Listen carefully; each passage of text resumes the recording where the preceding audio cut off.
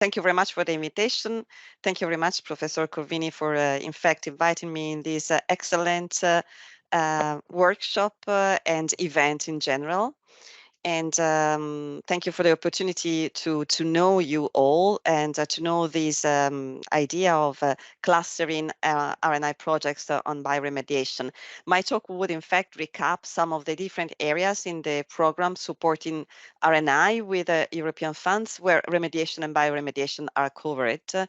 I have included in the first slide the name of my colleague Thomas Kalikowski, who is from the same unit as I am, Circular Economy and Biobased Systems, in the DG Research and Innovation of the European Commission, Directorate Healthy Planet, as he's actually the policy officer for the projects Biosismo, Symbiorem, Nymphe, and Mibirem. So just to let you know, both of us. So this slide, the second one, visualizes, as said, the different areas in the EU RNI programs that can contribute to supporting the RNI in bioremediation solutions. Basically, the framework program Horizon Europe with its cluster 6 intervention areas, being cluster 6, the cluster on food, bioeconomy, natural resources, agriculture, and environment. So it is naturally say covering the bioremediation. Then you see on the right side the missions under the same Horizon Europe, such as the one on a soil deal for Europe, and the second one, restore our oceans and waters. And finally, you see on the bottom, on the left bottom, the Circular Biobased Europe Joint Undertaking, which is a partnership between the Commission and the Biobased Industry Consortium worth 2 billion euros and running for a decade from 22 basically for a decade, and aiming at supporting the innovative biobased solutions. So coming to the Horizon Europe Cluster 6, the first intervention area we may recall, say covering bioremediation and remediation in general, is intervention area 2, biodiversity and natural capital, where the overall goal and RNI broadlines are explained in the Horizon Europe specific program 2021-2027, and which was adopted by a council decision that you see on the slide. In particular, the intervention area is about, you see, understanding biodiversity and ecosystems and the multiple services they provide and the concept of planetary boundaries, as well as developing solutions harnessing nature's power and complexity and many other things. And one RNI broadline that you see in the box on the right is especially addressing adaptable and multifunctional nature-based solutions, addressing challenges in cities, rural and coastal areas related to climate change, natural disaster, biodiversity loss, ecosystem degradation, pollution, and citizens' health and well-being. In fact, under this intervention area, we find calls in the annual work programs like this one, a call for a research and innovation action on biodiversity, economics, and finance, unlocking the financial flows towards the reversing of biodiversity loss, aiming at, among other outcomes, to reorienting financial flows towards activities that benefit protection, restoration, and sustainable management and use of biodiversity and ecosystems. The call actually closed last March, but you may have seen it, I really hope. These are the slides that were presented in the info days last year, so we don't have, I think, the time to go through, and in any case, the call, in fact, is now closed. And the second call, again, for another research innovation action in 2024 on reintroducing of landscape features in intensive agricultural areas, which will be in fact presented sometime during the info days next September, 28, 29 September, that in fact can also say include in the scope bioremediation and remediation issues. The second intervention area is the intervention area number 6 on biobased systems innovation.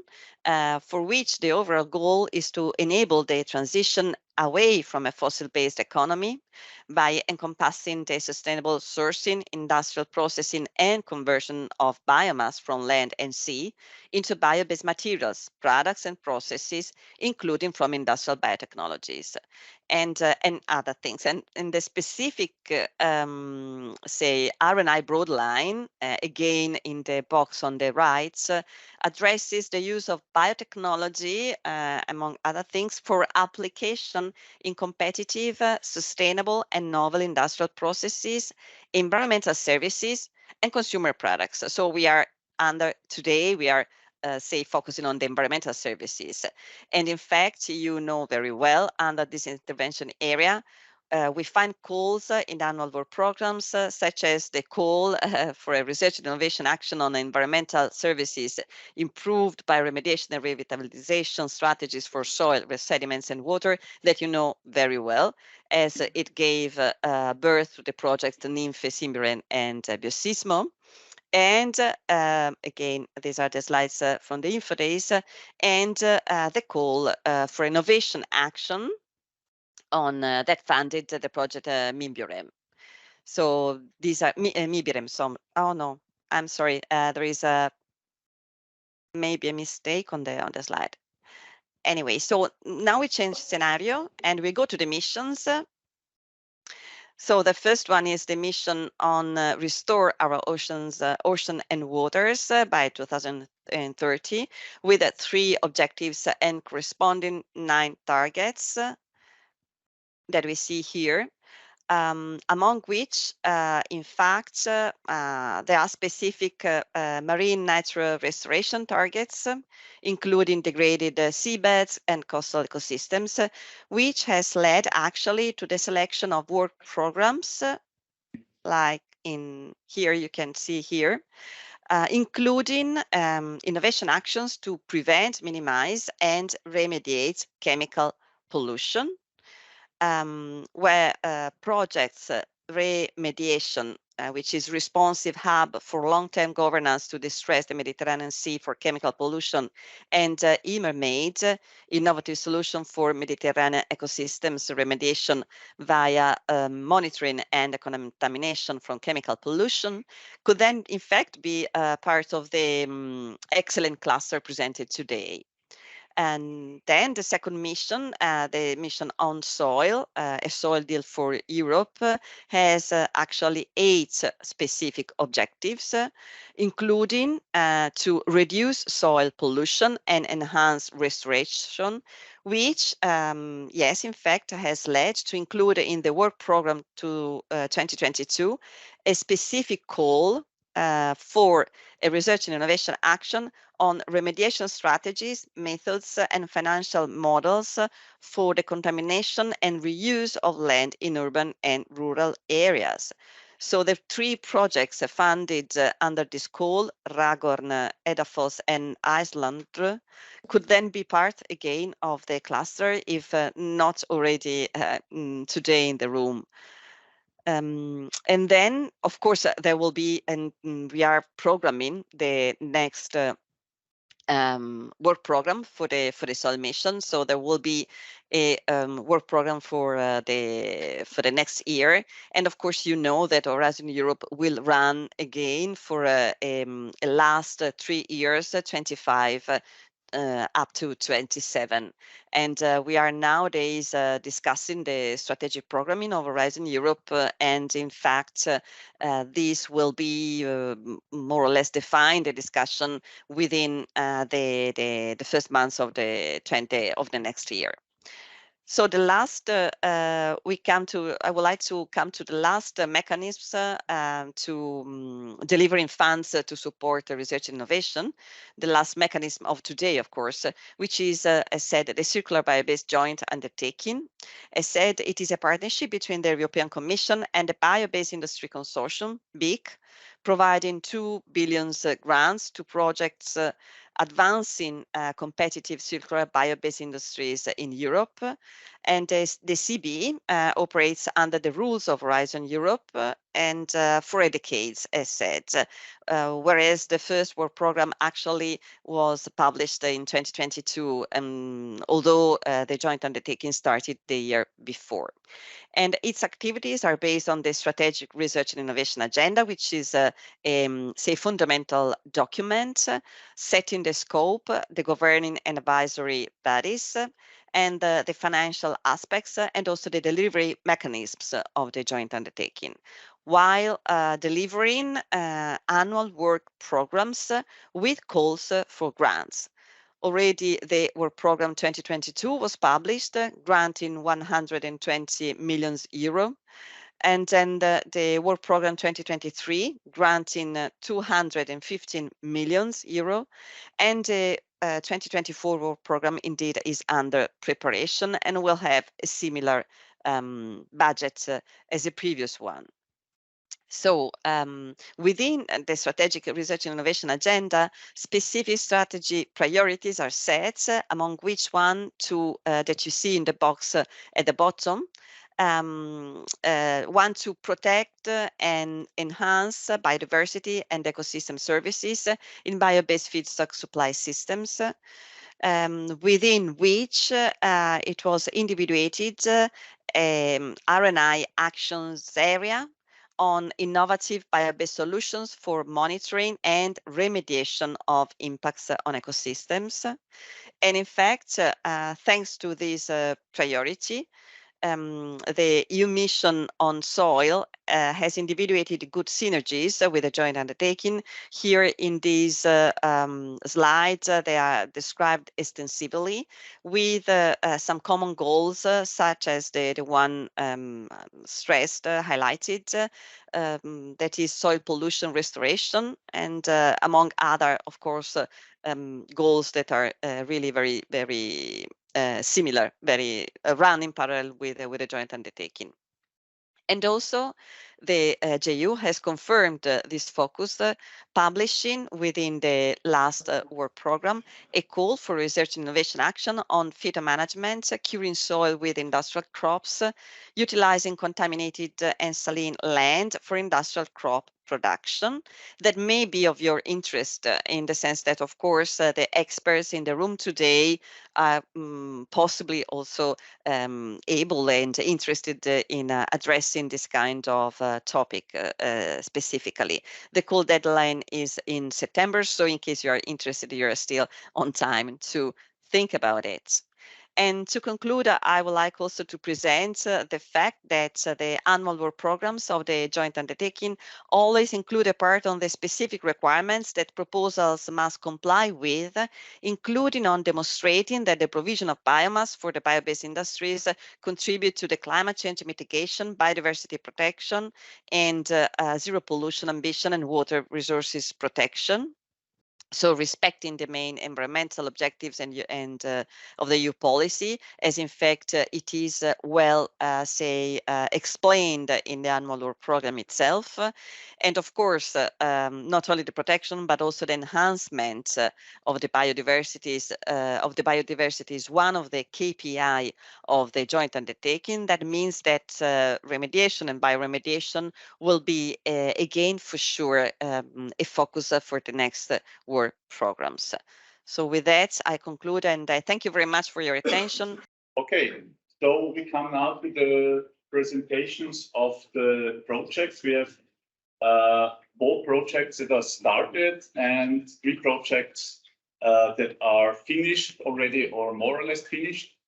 And we start with the projects that are started, that are with the younger ones. And the first one is Biosismo. It's presented by Lila Otero Gonzalez from Idena, Spain. And I hope I've done this on the... Okay, so I'm Lila Otero, I'm project manager at Idena, and I'm the coordinator of the project Biosismo. And in this project, what we aim to do is to exploit the synergies of bioremediation systems for improved removal of mixed contaminants. And as Thomas said, this is one of the recently started projects. So what I will do today is to give a short overview of the project. So our ambition is to make a significant impact in the development of innovative synergetic biosystems, optimizing the metabolic routes and symbiotic relationships within microbial communities and plant microsystems. At the same time, we want to advance in the application of computational tools for the design of these biosystems in bioremediation, also help with the optimization of these interactions, provide science-based knowledge on the interaction of the contaminants within the bioremediation system, and validate the biosystems in new bioremediation technologies for the efficient treatment of mixed pollution. And within, as a transversal objective, we want to evaluate and improve the benefits in terms of environmental, economic, and social aspects of these technologies. For this, we have proposed the Biosysmo project, which is a 48-month project, which started last September. Is funded by the European Commission with a total budget of around 5.3 billion and a European contribution of 5.9 billion euros. We are 13 partners distributed within universities, research organizations, and small and large companies across eight countries in Europe. Within this context, the overall concept of Biosysmo can be divided in 4 blocks. In the first one, we are going to study for microbial diversity from 2 points of view. The first point of view acknowledges that sites affected by pollution, either diffuse pollution or point source pollution, harbors a huge diversity of microbes that have adaptations to resist the contamination and also to be able to degrade the pollutants.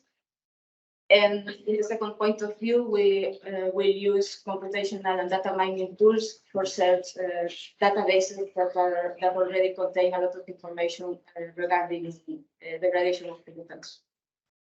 In a second block, as I mentioned, we want to advance in using digital technologies and computational model-based methods to improve the design of the biosystems. The third block and the core of the project is specifically the design of the biosystems, which take advantage of metabolic interactions within microbial communities and plant microsystems, which then will be using different technologies, some more conventional ones and more new technologies. And finally, these technologies are applied to treatment of mixed contamination with focus in some classical contaminants, but not for that are less problematic, and also some micropollutants of emerging concern. And in different systems, which includes water, soil, and sediments. The first stepping stone of the project was the selection of some sites.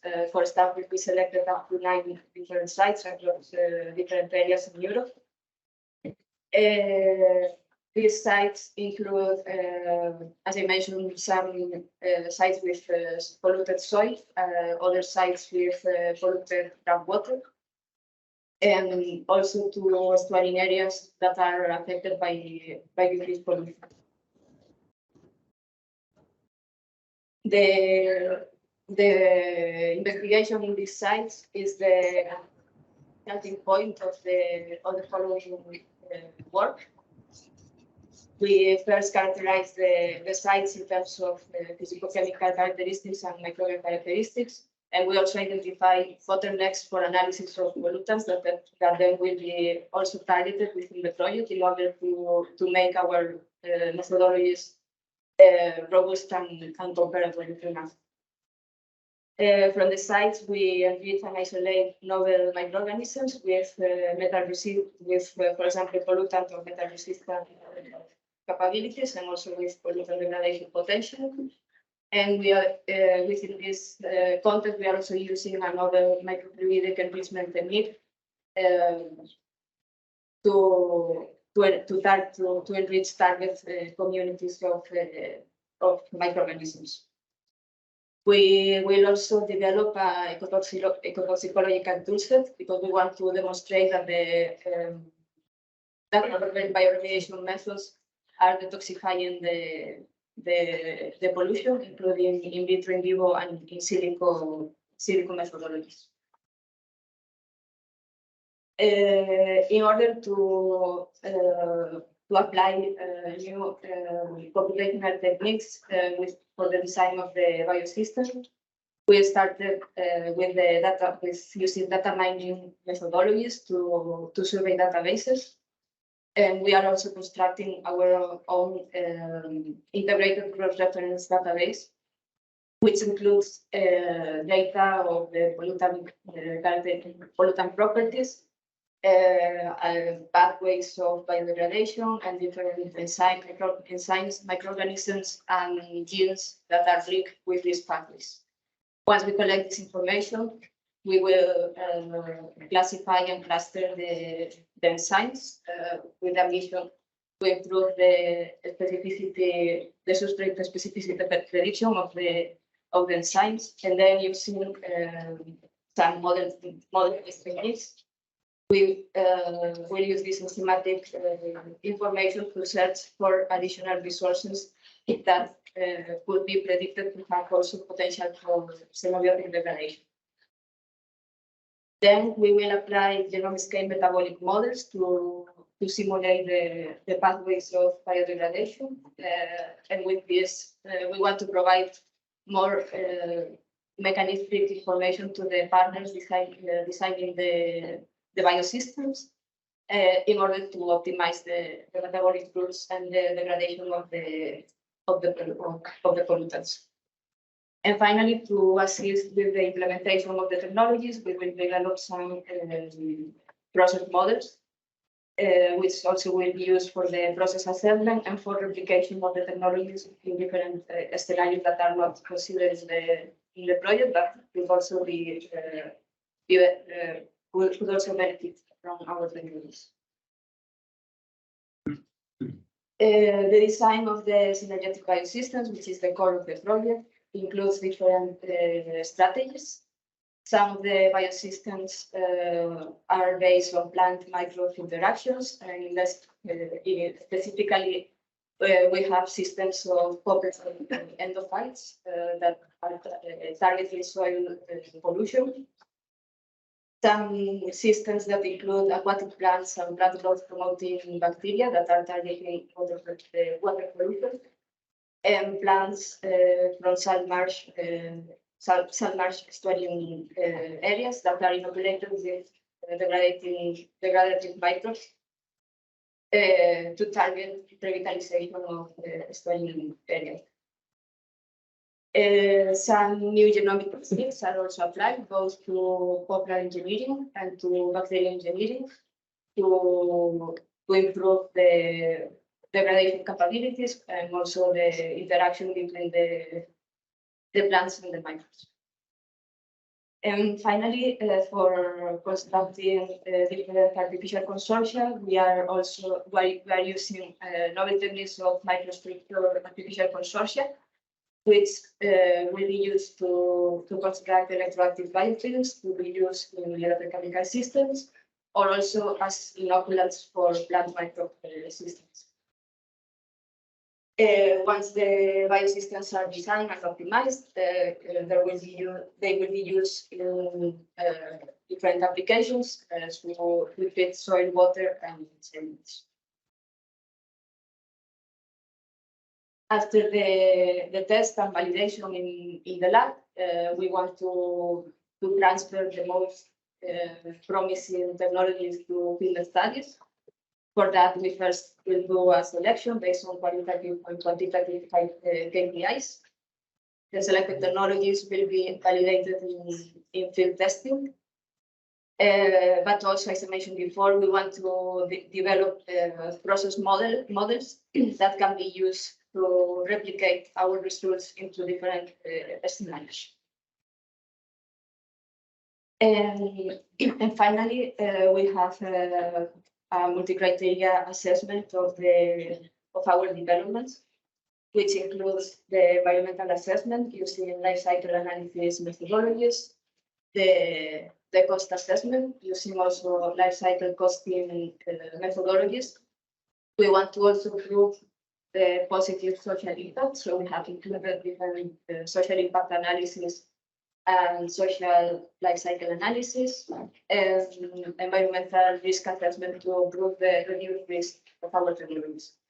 And finally, we will also take into account the regulatory framework, specifically we have identified two critical points in our developments, which is the use of microorganisms in environmental applications. That is, it has some regulatory restrictions, and of course, the use of new genomic techniques.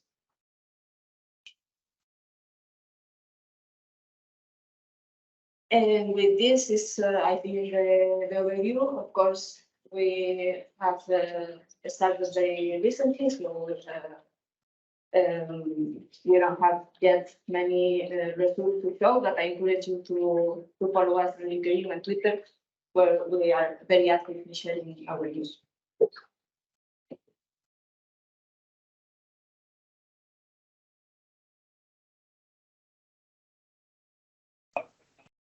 Are there questions? One question. Some.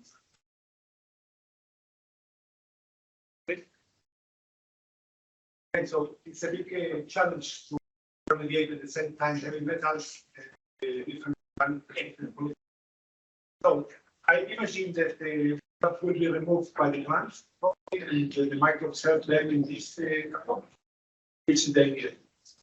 So yes, in systems where you have plants and microbes, plants usually are well, not all plants, but some plants are able to uptake the metals, and the microbes can help in different ways. As you mentioned, they can be the responsible ones for biodegrade the organic pollutants, but they also can produce some metabolic intermediates that help the plant to maybe uptake more metals, for example, by improving the solubilization of the metals, or they can produce other compounds that the plant that can protect the health of the plant. For example, in the toxic impact of the metals, or even the toxic impact of other organic pollutants.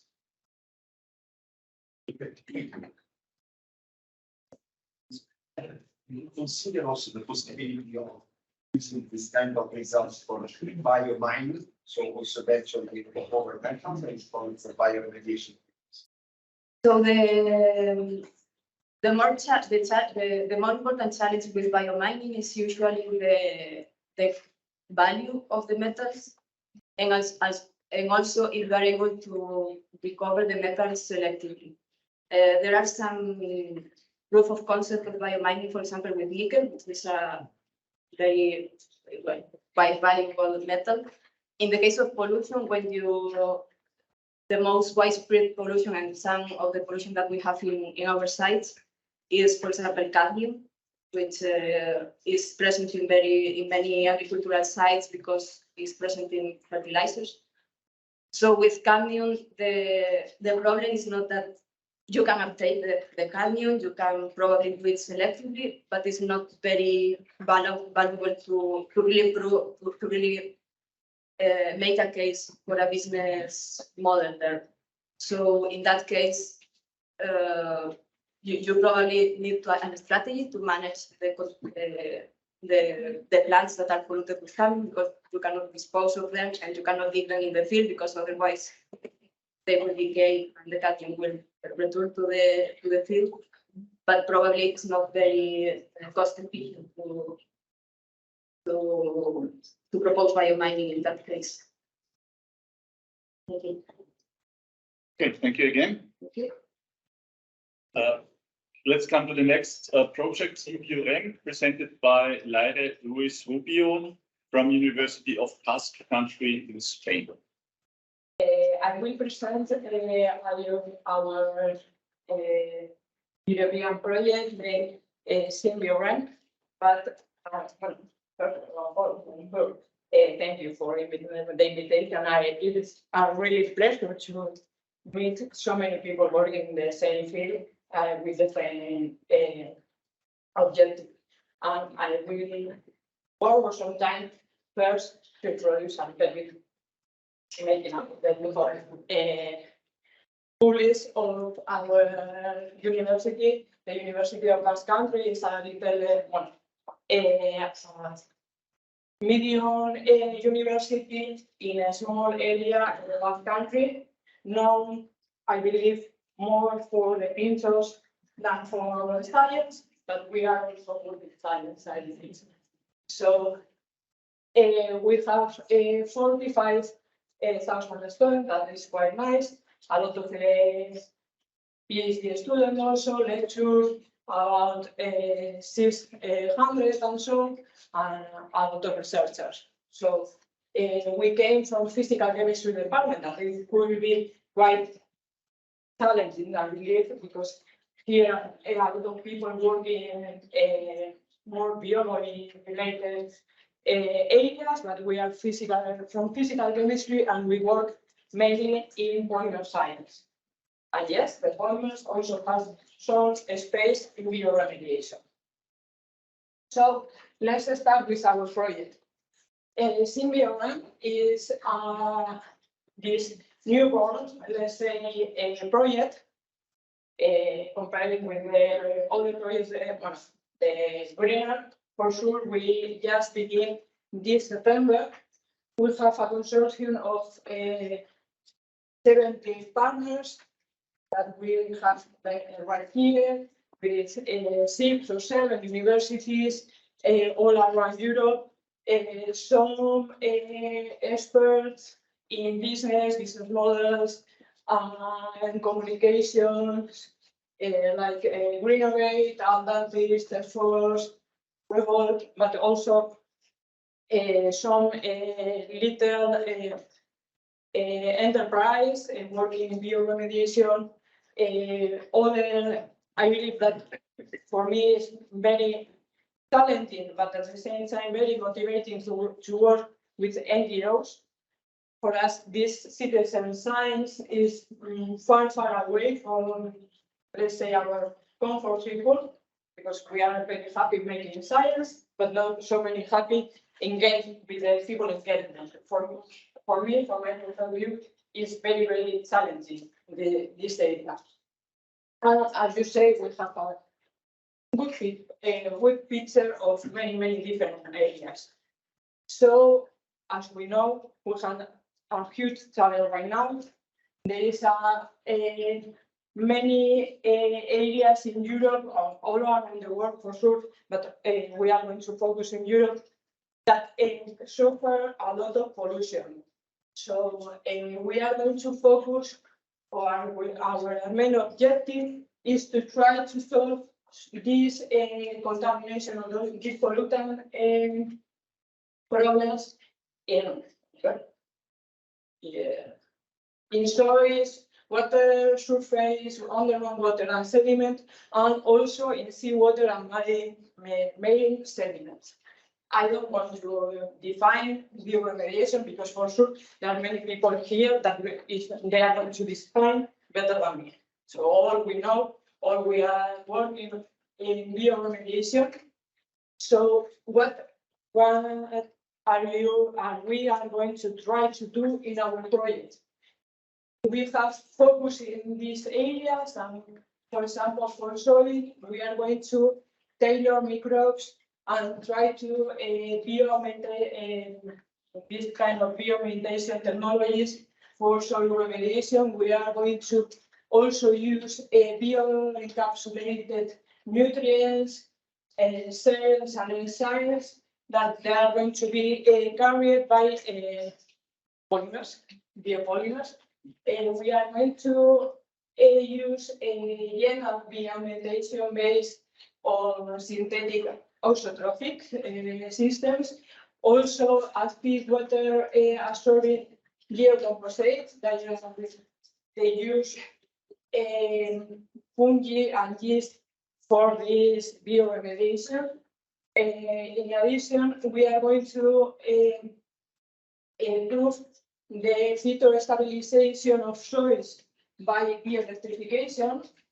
And finally, in soils, we are going to phytomanage saline soils and drain water. This last point, I sorry I forgot before. We are going to work with one university of the USA from University of California State in Fresno, that they are going to use this kind of technology. Moving to water, we are going to use floating island in different approach. We are going to use active surfaces. Also, we are going to use fresh muscle, that I believe that nobody told about muscle, but we can use it also for bioremediation. And we are going to adapt intensified wetlands for treatment of leachate from mixing soil waste from landfills. And finally, we are going to try to remediate phosphorus, remediate and recover phosphorus, and try to do this kind of circular economy base for phosphorus with a cascade bioremediation for in situ treatment of this phosphorus and some heavy metals from Sweden.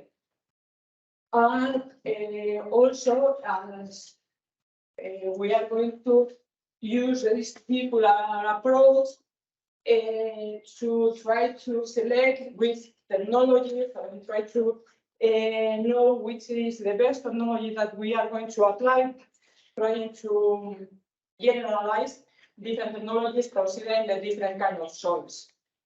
More or less, what are we going, or where are we going to test our technologies? We are going to use 10 different locations in 6 countries, sorry. Industrial brownfields in Spain, Poland, and Austria. You can diffuse pollution of surface water bodies that they are going to be tested in near London and also in Poland. Agricultural drains that is going to be tested in USA and also in Austria. And finally, mixed soil waste landfill that are going to test in Spain, Basque Country, and also in Sweden. So, okay. So, summarizing, we are going to develop different innovative strategies to remove pollution from soil, sediment, water, groundwater, in order to bioremediate and really reduce the contamination in Europe. We are going to develop new circular business models.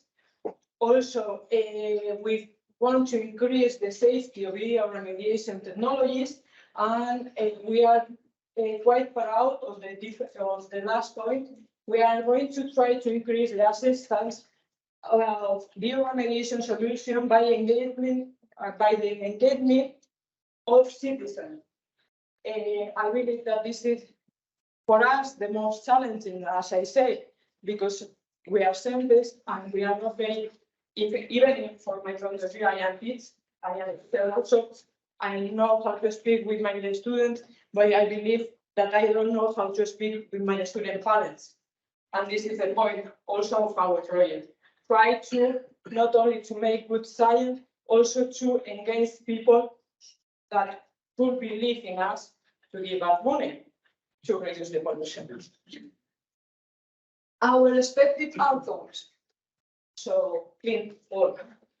I mean, we are going to make 12 new or improved bioremediation strategies. And we are going to try to reduce significantly the pH from brownfield and different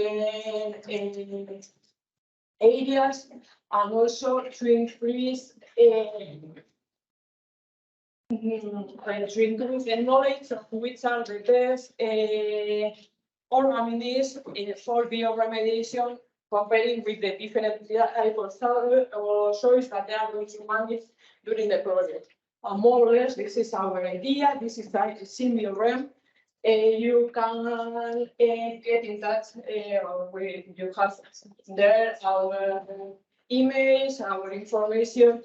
We are also already in the, we have one website working, a lot of things in the media, thanks to people from Innovate that they are making a huge work.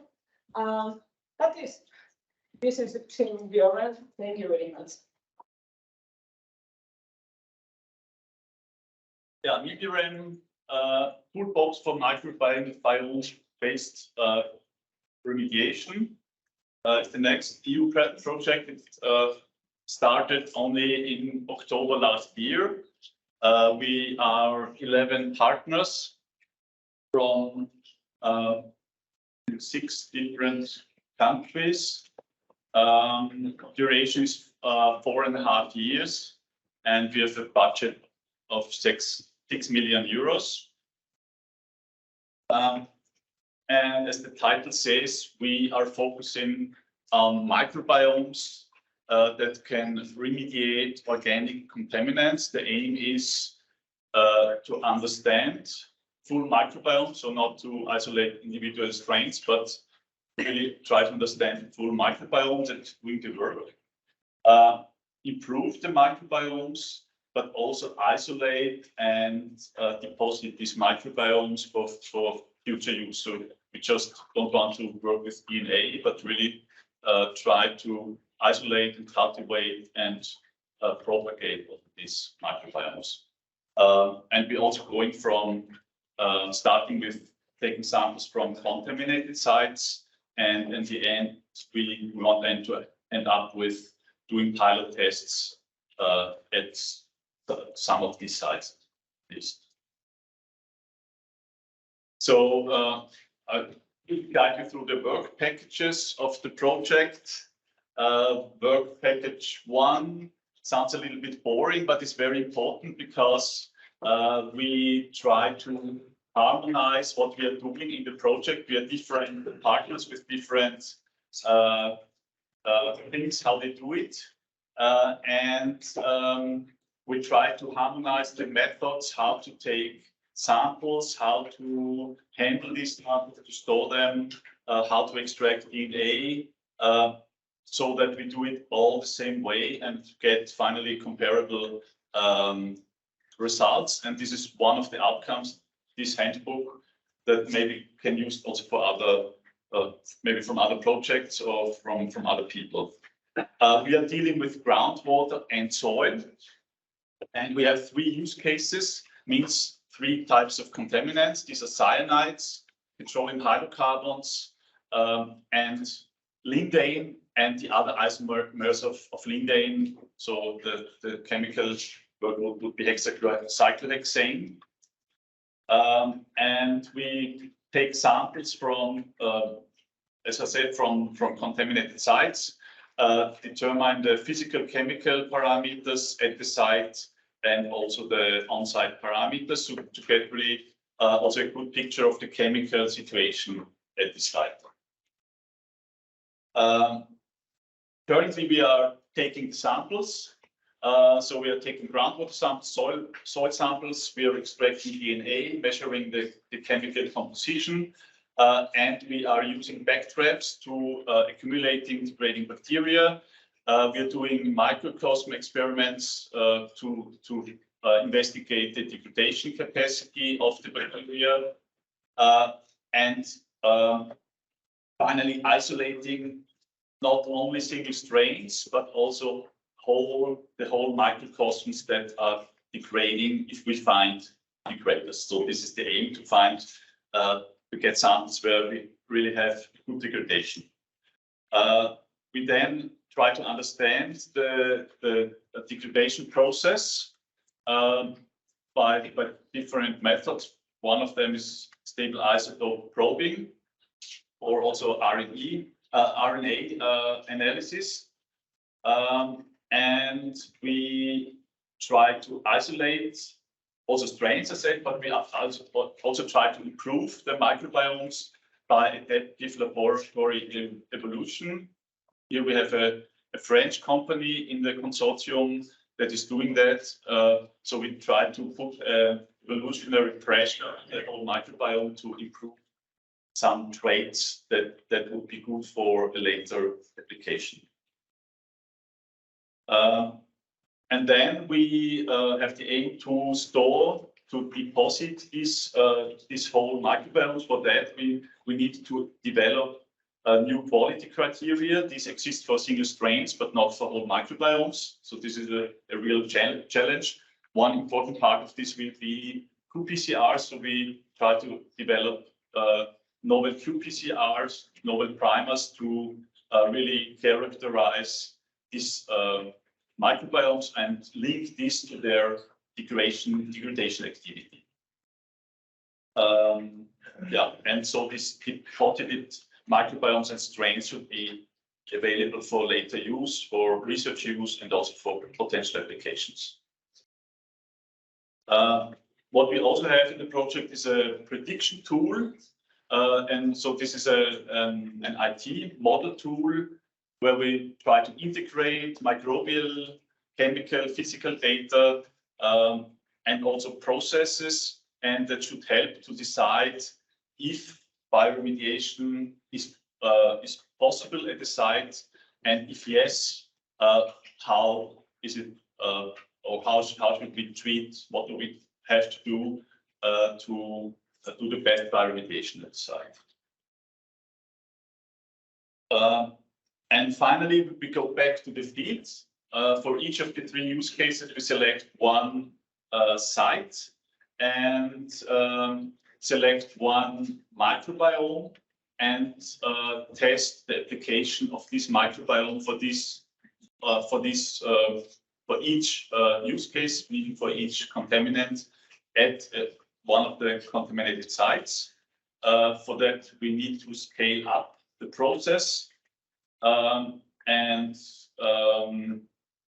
do these field tests. Before we do this, we try to compare different approaches. So we have our enrichment cultures, then we have the adaptive laboratory evolution, and the third thing is we try to generate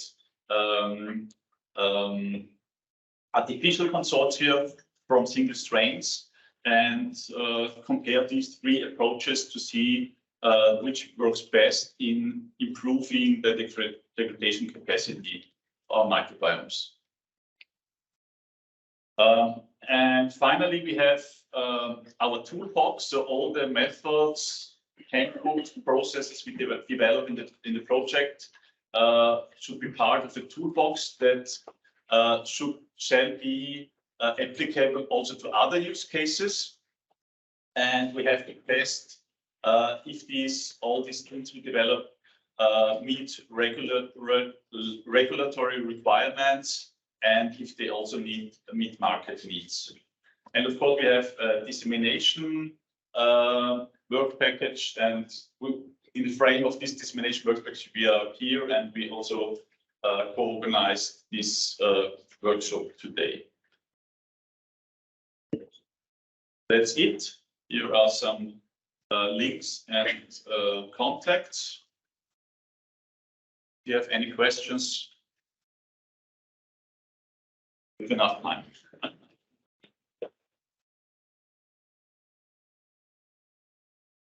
percentage of micro that are really doing the bioremediation. So if I understood correctly, you are going to use Z for the analysis of this active microbes. Yes. And do you have any idea of the percentage of the active microbes within the total microbial community or not yet? Not yet. Not yet. No, we really have to see. I mean, we start with the community analysis, but we know that probably only a very small number of strains really involved in this active part. So, And do you plan to see the active method depending on the chemical that you are going to regulate or not? yes, yeah, that's the plan. So, yeah.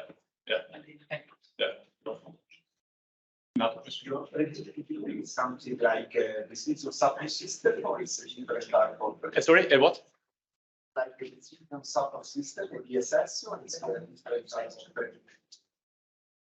Yeah, it's we use different softwares, and we try to integrate different scales. So the hydrological scale, the microbiological scale, and try to integrate this to answer the question if bioremediation is possible at a site. So I'm not a modeler, so I cannot tell you any details. I'm the biologist, but I can be in contact with the colleagues who are doing this, and if you're interested, yeah.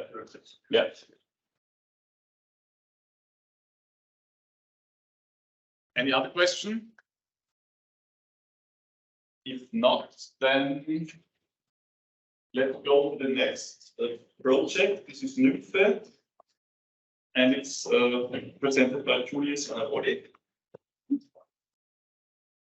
Can you hear me? Yeah. So thank you very much for the invitation and giving me the opportunity to present the project. I'm Giulio Meroli from the University of Bologna, and I am coordinating NYMPHE, which is a research and innovation action that has been funded in response to the topic on Cluster 6 2021 Zero Pollution 110. So on environmental services, improved bioremediation remediation strategies for soil sediments and water. And that has been funded with around 5.5 million euros by the European Commission. We started our project very recently on January of this year, so we are at our 6 months of life, let's say. And NYMPHE is a consortium of 18 partners, which comprise 9 among universities and research institutions, 6 SMEs, 1 large company, and 2 NGOs that are overall coming from different, from actually 12 countries in Europe. So our main goal is to develop bioremediation and revitalization strategies using so-called bioremediation systems that are consisting of assemblies of multiple biologics. So integrating different biologics acting on pollutants. We want, of course, to assess those bioremediation systems from several points of view, in particular technical, environmental, economic, and societal. In particular, looking at the revitalization of the polluted environment. And we want also to showcase those bioremediation systems at for real contaminated sites. Plus, let's say, 1 site that will be used to showcase these systems using genomically edited organisms in confined environments. Where, of course, the overall aim is to remove at least 90% of the main pollutant mixtures that are present at the sites. So NYMPHE builds up around maybe 4 sites real contaminated sites that are representing very common contaminant situations around Europe and let's say also in the globe. We have an industrial site located in northern Italy, where we have both soil and groundwater that are contaminated by petroleum hydrocarbons, but also by chlorinated aliphatic hydrocarbons and some heavy metals. We have an agricultural soil, an agricultural field located in Greece, which is contaminated with microplastics and pesticides. Then we have a very interesting site, a river edge site, which has a hyporheic flow. So surface pore water, surface water, pore water, and sediment that is contaminated with pharmaceuticals due to input from upstream municipal wastewater treatment plants. And then we have municipal wastewater at the Imidea water facility in Alcalá, close to Madrid. So we are considering municipal wastewater as a source of contaminants for surface water mainly. And the target pollutants are pharmaceuticals and microplastics. Of course, if we think about municipal wastewater treatment, this typically takes place in plants, so somehow already confined systems. If we speak about soils, this is not possible. I mean, it typically happens in more open environments. So we have also a site in the Czech Republic, which is used as facility enabling the confined use of genomically edited biologics that will be developed in the project. So the NIPE concept, let's say, is looking. The NIPE concept is looking at the complexity of real polluter site, where many factors can limit bioremediation efficiency. Both if we consider, let's say, the pollutant aspect, multiple contamination, low bioavailability, but also if we consider the environment or matrix features, or the performance of the biologics that may sometimes lack competitivity or lack some specific catabolic features or need to acclimatize in the system. So NIPE proposes a nature-inspired and reality-tailored system approach where that will be based on the development of association of multiple biologics to target these complex situations and also to improve their performance through a toolbox that will, let's say, improve the efficiency, the biodegradation efficiency of biologics, but also looking at microbiome management based on microbiome models. The NIPE approach is based first on the first level on the selection of a number of different biologics. We are looking at enzymes, different microbes, bacteria, algae, fungi, plants and their associated microbiomes, but also animals. We are considering plants and earthworms that are suited for high performance degradation of the pollutants that are characteristically, let's say, present at these 4 sites. And of course, the second step is building up these multi-component systems. So assembling different biologics within the real contaminated matrix in order to, let's say, complement their degradation activities. At this level, of course, this will be done first at the laboratory scale. At this level, we will also investigate the system in terms of microbiome. I don't know why it's not working. Can you please? I'm sorry. Go. Yeah. I don't know why it's not working anymore.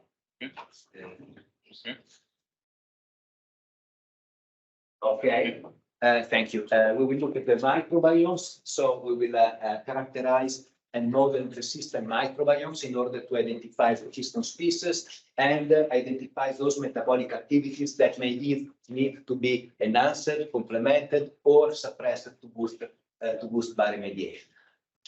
On a third level, let's see, no, yes, on the third level, we will develop tools to improve the biologics, and here mainly we are referring to microbial biologics, looking at strategies for improving this, let's say, their performance at the system level. So, for example, building up artificial communities with complementary pathways, so finding a way to have stable community assemblies. Of course, designing modulation strategies and modulators for the microbiomes, but also, for example, we will try to improve with natural approaches single tools through, for example, the accelerated evolution in membrane bioreactors or using molecular devices for control genomic variability. Other approaches will be, let's say, more engineering of the biosystem using synthetic biology, gene editing, and also controlling the spatial distribution of biodegraders, for example, through 3D bioprint.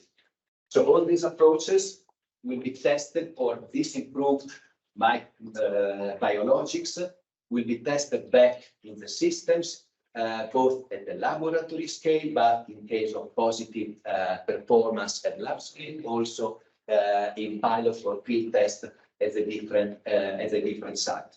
And both at lab and pilot scale, of course, the technologies and the systems will be assessed through a number of different approaches, both from the technical, environmental, economical, and societal aspects. And there will be benchmarked again, let's say, the remediation strategies that are currently in use. One important aspect, let's say, in this assessment from the technical environmental point of view will be the development of an innovative integrated evaluation tools to obtain a conclusive environmental quality and risk assessment of the treatment matrices that will be based on the combination of different information, chemical information, ecotoxicology information, but also microbiome functions and biodiversity, and let's say, for example, biochemical cycles and so on.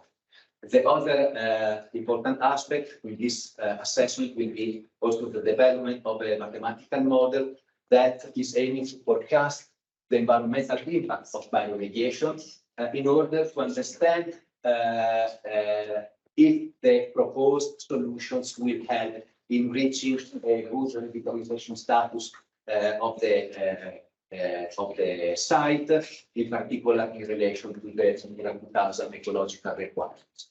So in conclusion, let's say all these activities are expected to allow us to design and propose efficient bioremediation and revitalization strategies that are fully established at pilot and field scale.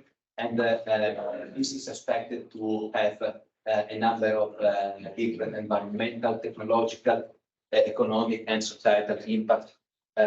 In particular, let's say, better perspective of revitalization, biodiversity, and ecosystem services recovery, but also growth in the bioremediation sector and new jobs and so on. And with this, I concluded, and thank you very much for your attention. Here you see the let's say project website and the social in which NIP project is already happening. Yes, one of the key compounds that was with Tom is diclofenac, which is one painkiller, so it is a drug among the most frequently found and most fantastic transport degradation. So the idea is to look through this, and maybe I would say, yes, gene editing, but also accelerated natural evolution of either single pure cultures or microbial communities. If there is a way to find pathways that are attacking the different complex part of this gamut. but this is not the only one. Let's say this is the most relevant probably because really of its recalcitrance. Thank you. Second one. So, regarding the biodiversity assessment, so you mentioned you have a goal of 90% degradation for the pollutants. Yeah. And you want to restore biodiversity. So do you have set a goal for that, like a certain percentage of biodiversity that you want to reach? And maybe before you answer, are you benchmarking with an area close to the selected site where you know that this height? Yes, very nice and interesting questions. Okay. Let's say regarding the biodiversity, we will look mainly at microbial biodiversity, or this is at least something, let's say, easier to do. But in the ecological assessment that our partner Perseus will perform, he will look also at the biodiversity of the area and of nearby areas that are not affected by pollution in terms of flora and fauna biodiversity. And I'm sorry, I'm not the expert on this specific aspect. Yes, you want to complement? Okay, Tini will help me to complement. But this will be done, let's say, following some, as far as I understood from the expert, some taking into consideration the approaches and the indicators from the Natura 2000 framework that is setting, let's say, the indicators to be followed in terms of biodiversity to be, let's say, reach a good ecological status. I don't know if no, I just wanted to comment on the Natura 2000 Belgium.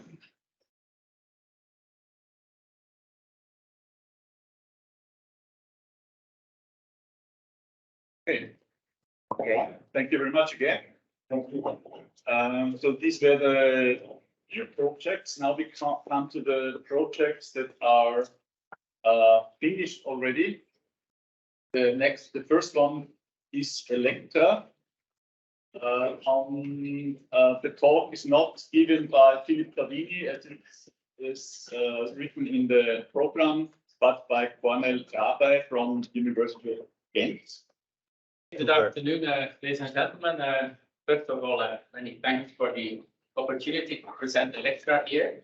I've called it a snapshot of outcomes because, of course, after 4 years of projects with many partners working together, a lot has been done. So the Electra project worked on electromicrobiology, which sits on the interface between electrochemistry, steering conversions with electricity, and microbiology, using microorganisms as biocatalysts. And this can happen in a direct or an indirect manner. And so within Electra, we had both a European and a Chinese consortium. So there were 17 EU partners, 5 Chinese partners. And the project also included several SMEs, large companies. So what we did in Electra is we worked on a range of contaminants and preferably on combinations of contaminants, because often you will, for example, have nitrate and arsenic being present in the groundwater stream together. We worked on 4 different matrices: groundwater, wastewater, soil, sediments. And of course, besides technology development, we looked also at ecotoxicity for each of these technologies, life cycle analysis, economic analysis. And so at the onset of the project, we made with quite a few groups also a positioning paper in the journal Environmental Science and Ecotechnology of this topic. So in terms of the project structure, rather than going through the work packages, important in such a large consortium is to have agreement on methods. So there was a lot of crosstalk about analysis. We did sampling of our sites where we wanted to go for trial, and microbial cultures were selected, enriched, characterized. Then a suite of different bioremediation technologies was deployed. Electron microbiology is a very broad field, so depending on the matrix you're working in and the type of contaminant you're looking at, you actually need a different reactor embodiment. It's important to also consider that in the development. And then in parallel, for each of these technologies, there was a preliminary LCA, risk assessment, ecotoxicity. And based on that process, we had in the project foreseen a block of funding, which sat with the coordinator, and only the 4 technologies that were sufficient mature and sufficiently promising after the first phase received then an extra block of funding within the project to build a pilot.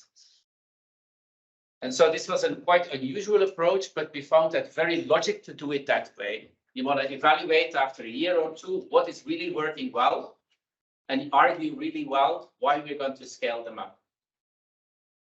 And so this took a procedure that also involved external assessors that we appointed for that.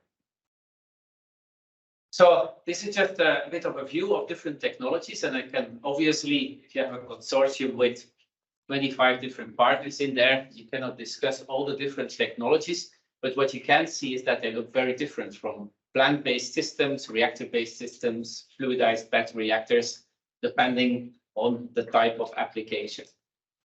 Okay, so let's look at a few examples. Here some lab work done in Girona, working on groundwater that is contaminated with nitrate.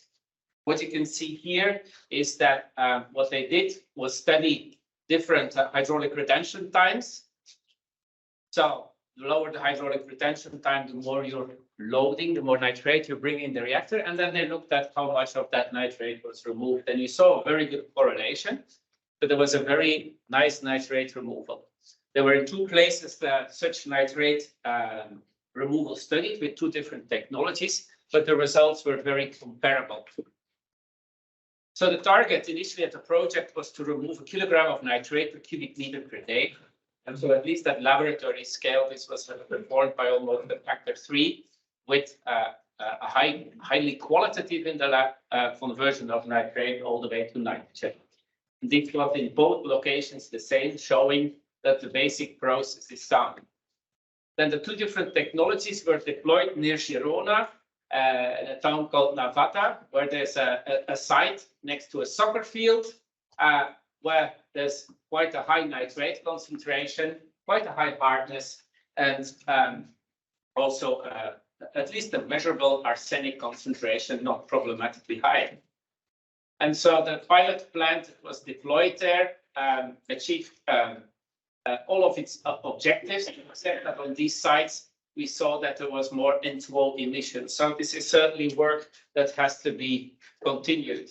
This is another view on the fluidized bed reactor. A fluidized bed is basically a reactor system in which conductive particles are used, and they're fluidized in a reactor. And the biofilms, the electroactive biofilms on these particles, they store together with the particle charge. And so they denitrify in the solution, and then when they hit a contact electrode, they charge up again. So the idea is that these are scalable designs and not taking too much time here. Similarly, targets were reached of about 1 kilogram of nitrate per cubic meter per day. But what you see in these reactors is that there's a more production also of ammonia. The reduction sometimes goes too far if you push the system all the way from nitrate to ammonia. Similarly, between the first one was citrus carbon, the second one were graphite granules. You see also in these conditions, push the system too hard and you have too much ammonia. So on to a very different type of pollutants, the CAHs. A process was developed in Rome to in 2 stages. First, reductively treat PCE, for example, to form BC, after which an oxidative step was performed So this is a two-stage system. And based on the lab results, which showed a full removal, also there a pilot was constructed. So it was a double line. So each time the 2 steps. And here's an image also of what it looks in the field. So this was a collaboration also with a company, IEG, and IEG delivered a recirculating well that allowed to bring effectively the groundwater into the reactor system and then circulate it back in without too much head loss. So I don't have a slide on the results here, but they were able to also dechlorinate there on site. But in that water, there was on site also a lot of competition by sulfate reduction. So this is also work in progress. And the final technology that I'm presenting was developed actually by Abraham Estebanez, who is here, is the wetland. And so you may all be familiar with nature-based systems, wetlands, that typically have quite a high surface area, and they develop also redox gradients with the depth. And as a result of these redox gradients, you can, for example, deeper in the filter that it is, you can have methanogenesis or other unwanted reactions. So by replacing the matrix in such a wetland by a conductive matrix, you create a wetland.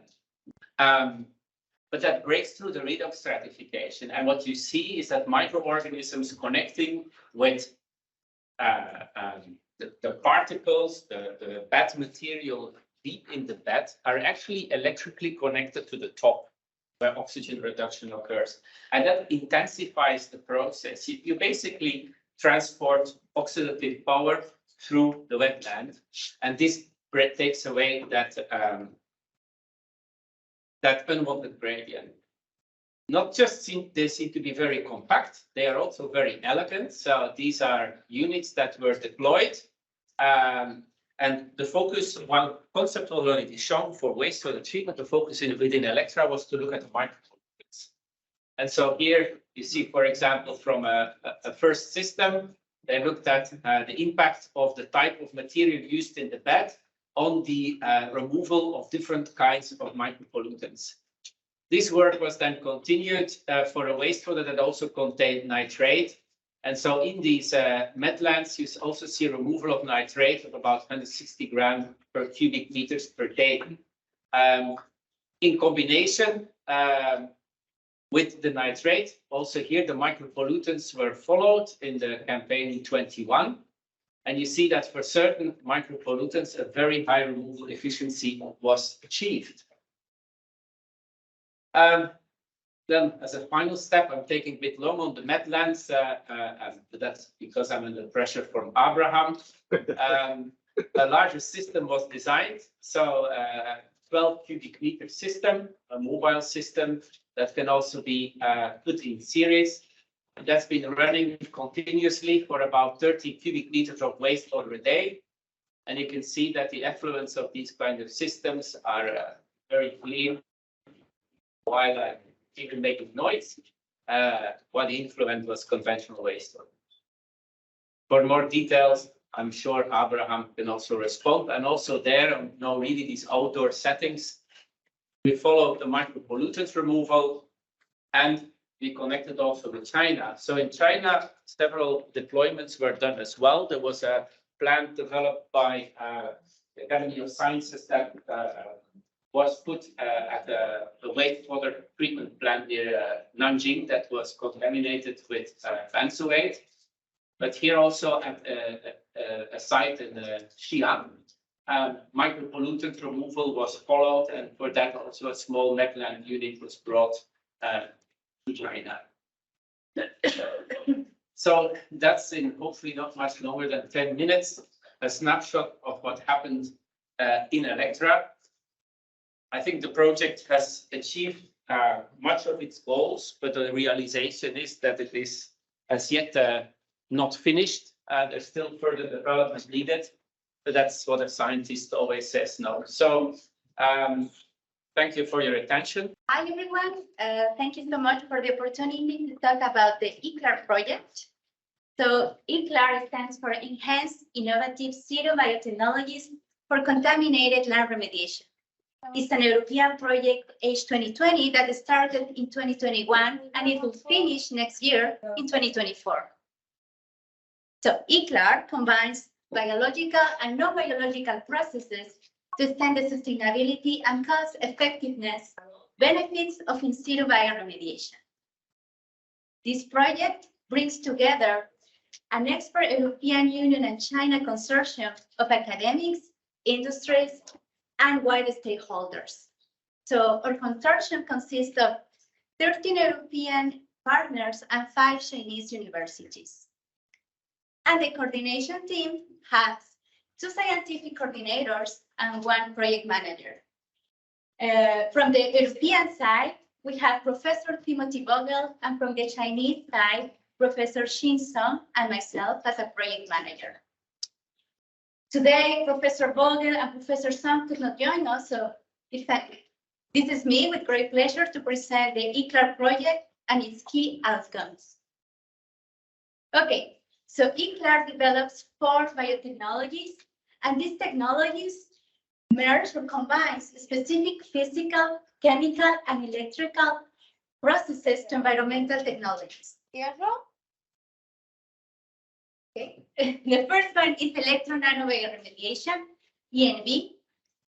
The second, monitor bioremediation, MBR. Then we have the classic one. Okay. Did I continue? Yeah, okay. BER. And finally, yeah, so we have in ECLAR 4 technologies. So we were in enhanced bioremediation, the 4th one. Okay, so let's start with the first technologies, electron nanobioremediation. Well, electron nanobioremediation is based on nanoremediation, that is the use of nanomaterials, especially iron nanoparticles for contaminated site remediation. But in this case, ECLAR develops like a combination of macro and nano zero violent with applied electrokinetic treatment. So this electrokinetic remediation involves applying low voltage of direct current across a section of contaminated aquifer material. Like in summary, this is the principle of the technology. So what we have observed in ECLAR is a positive effect of the direct current on the nano zero valent iron longevity. As well, there is a good benefit because the enhancement of migration and nutrient transport to indigenous bacteria and the pollutant availability is increased. So it means that the combination of both nano and micro zero violent iron with electrokinetic treatment, we can have all these benefits. So these assumptions were proved thanks to large-scale experiments carried out by your German partners at the University of Stuttgart. And also, today, we have some tests that are being carried out in Spain and Hungary for this technology. Now, let's continue with the monitor bioremediation. This technology, it's like basically aerobic metabolic degradation because it represents a new and promising approach for removing contaminants. So this aerobic chlorine biodegradation can occur under natural conditions or after oxygen addition. Oxygen addition. And if the required microorganisms are not present on the site, so our vision here is that we add enriched cultures on the field site. And we have already performed this technology in large-scale experiments, as well that some pilot tests have finalized in Germany and Belgium using this technology. And what we observed, an interesting input of this technology is that there is no dangerous metabolites formation, and there is no required substrates that for metabolic degradation for TCE is necessary. Now, bioelectrochemical remediation is like this technology I have seen in other European projects. So let's go to the facts that in this example, we observed that the BER is an electrochemical system where an additional electron acceptor at an anode for the microorganisms able to oxidize high energetic compounds. and these electrons are connected to a cathode because it works like an electron donor source for reductive biodegradation.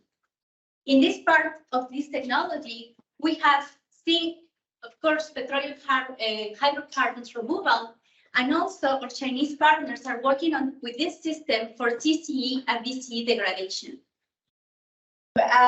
Fundamental part for this technology, we are developing and we're gaining insights of electrokinetic effects of microbes and dechlorination activity. And now we can identify the microorganisms that are involved in hydrocarbon degradation. So we have just started. This is a technology that has progressed less compared to the others. Some pilot tests in China and in the United Kingdom. Last but not least, enhanced bioremediation. Well, bioremediation is not worked by every of us, but it has been considered very less expensive technology and environmental friendly remediation technology compared to the chemical and physical technologies. Here in Enclave, we call it enhanced because we use electrodes and electricity application to corrode iron or well to drive newly formed iron oxides. Also, another approach to enhance this bioremediation technology is mycorrhizal injection, because thanks to this injection, we can increase the synergistic interaction between plants, microorganisms, and microrats. So what we have observed from this technology is that the salt properties indeed have improved, like contaminant toxicity, reduction, and bioavailability. And from the lab scale experiments, the degradation of PEH, for example, in soil using eucalypt and ryegrass have been performed, as well as eucalypt and poplar plants are being used in China for TCE removal. We're in the middle for pilot tests in Sweden and China using this technology. Well, this is the last technology that I'm presenting for Enclave. Thank you very much for your attention. Oh, yes, I'm wondering what's going on with the electricity application and the poplar plants or the eucalypt plants. Okay, so well, in the case of poplar plants, initially, it has been just studied in China in lab scale experiments. We haven't applied electricity inputs. This electricity technology actually is developed for a company in Finland called Ecogrid, that is a partner of the project. And we have just started experiments in the pilot test in Sweden. So for eucalypt and polar plants, it's not the case. Yes. Okay, thank you very much. Thank you. Presentation of Greener from Rocío Barros from University of Burgos in Spain. Hello, good afternoon. Well, I start this morning with the final conference, and then I will end the presentation. Yes, this morning we were presenting different technologies within Greener, so I think I'm not going to present in detail the technologies because most of you were this morning. So yeah, so well, I'm Rocío Barros, I'm the project coordinator of Greener. Well, this project, I did not start this as a coordinator. It was a company, the project coordinator, but then after 12 months, when the company left, and then well, the consortium decided that I should be the coordinator, and then I was sharing the scientific part with Eduardo Raza and Mireia Di Lorenzo. So, well, Greener is a EU project that was funded in 2019 in the core Biotech 04. So it was a sister project of Electra.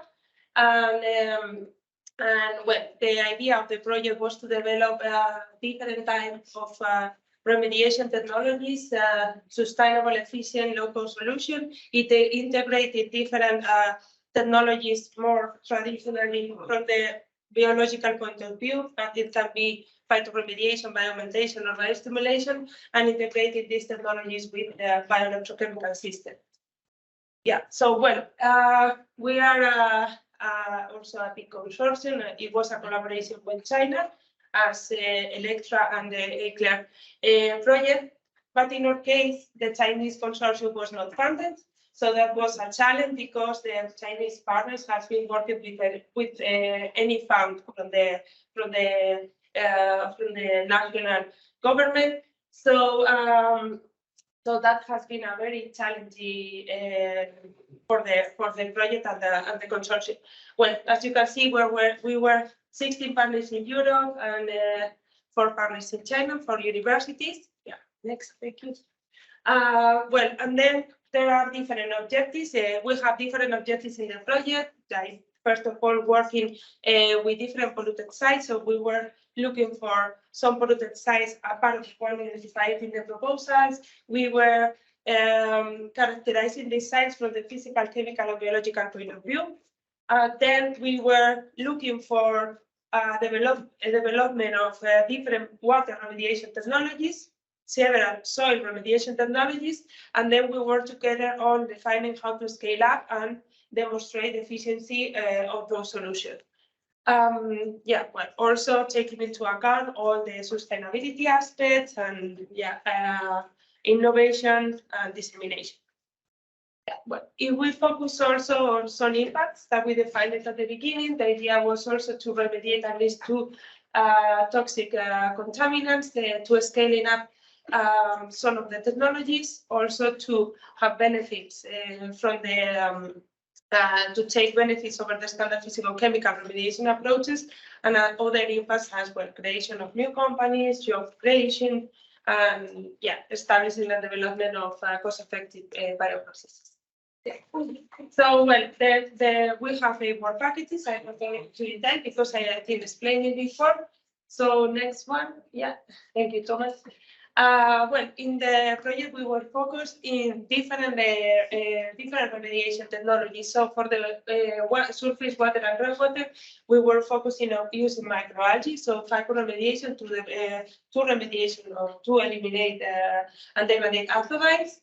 Then we have been working in phytoremediation as an individual technology for metal removal in water.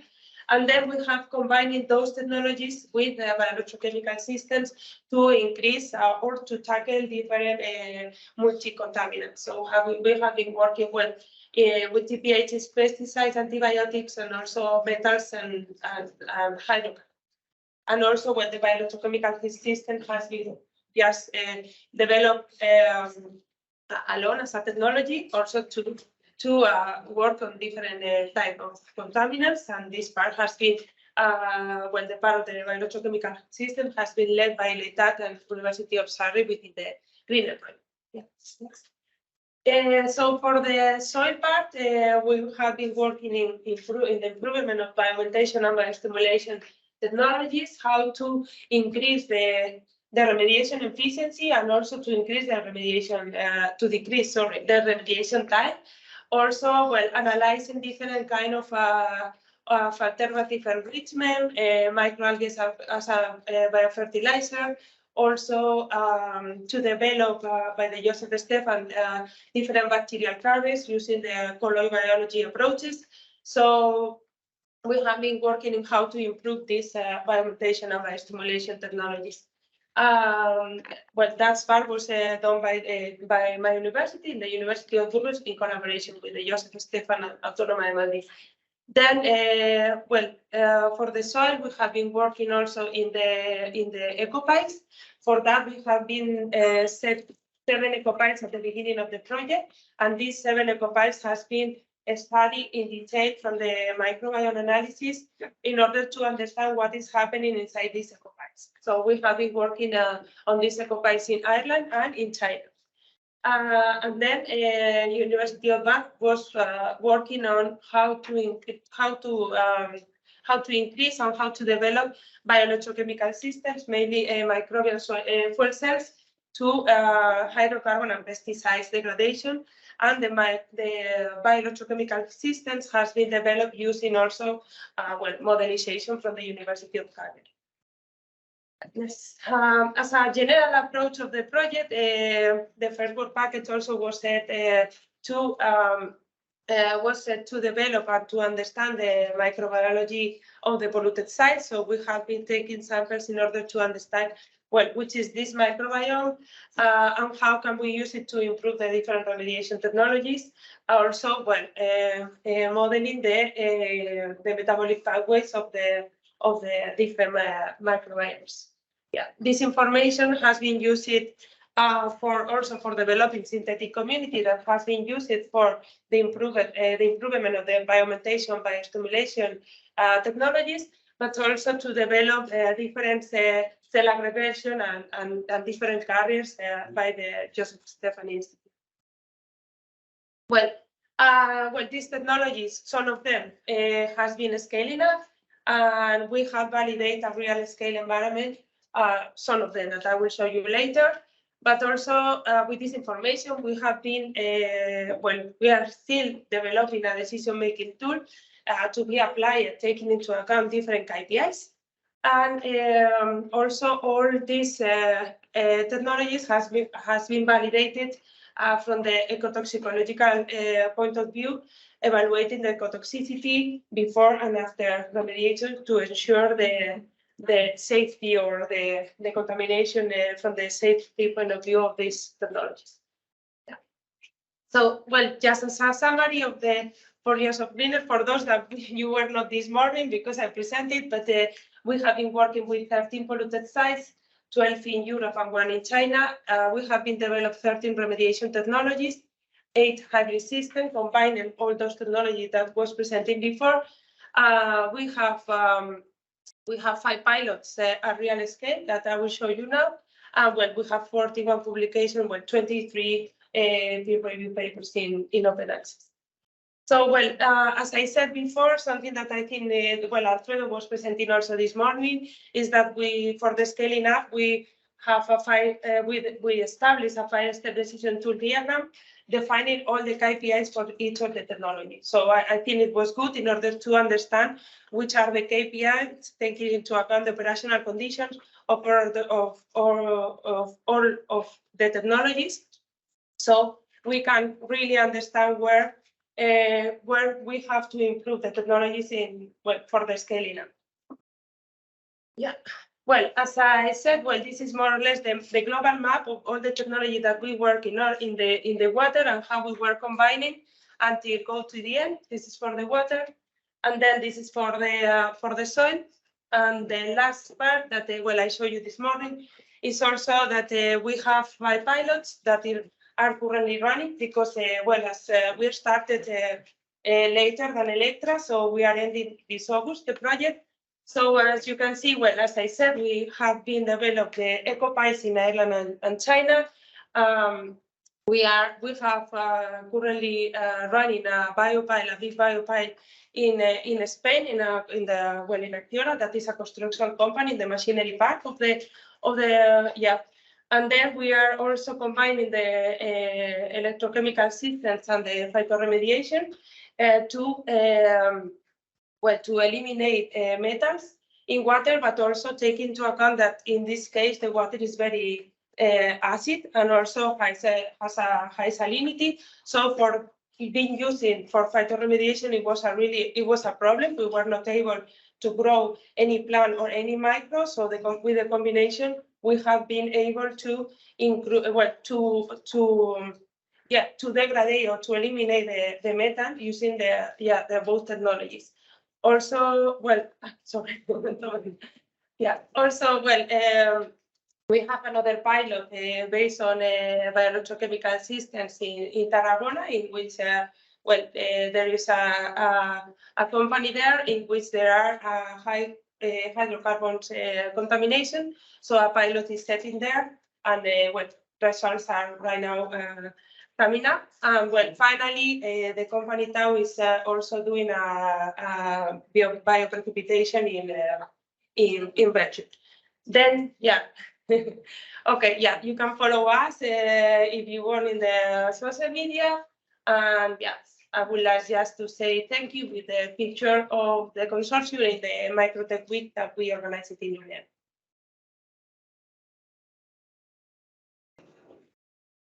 Okay, so I will send the first question to the coordinators would be, there have been so many projects on bioremediation, on the use of microorganisms.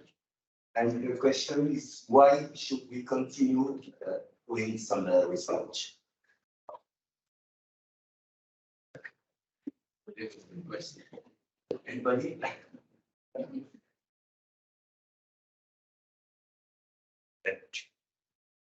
Well, I mean, for one, there are many successful applications of microorganisms, so it does show that it works.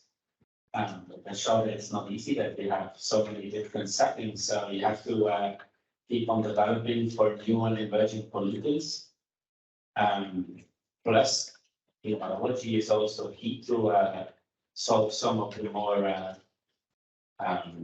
high impact remediation approaches at the moment, like you see for PFAS with the like, really brute force that is being used.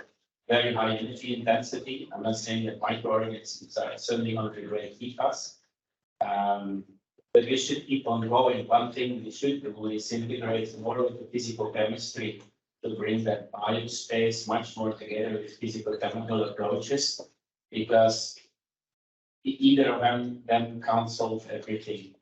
So you need both, but you need to get these communities together as well.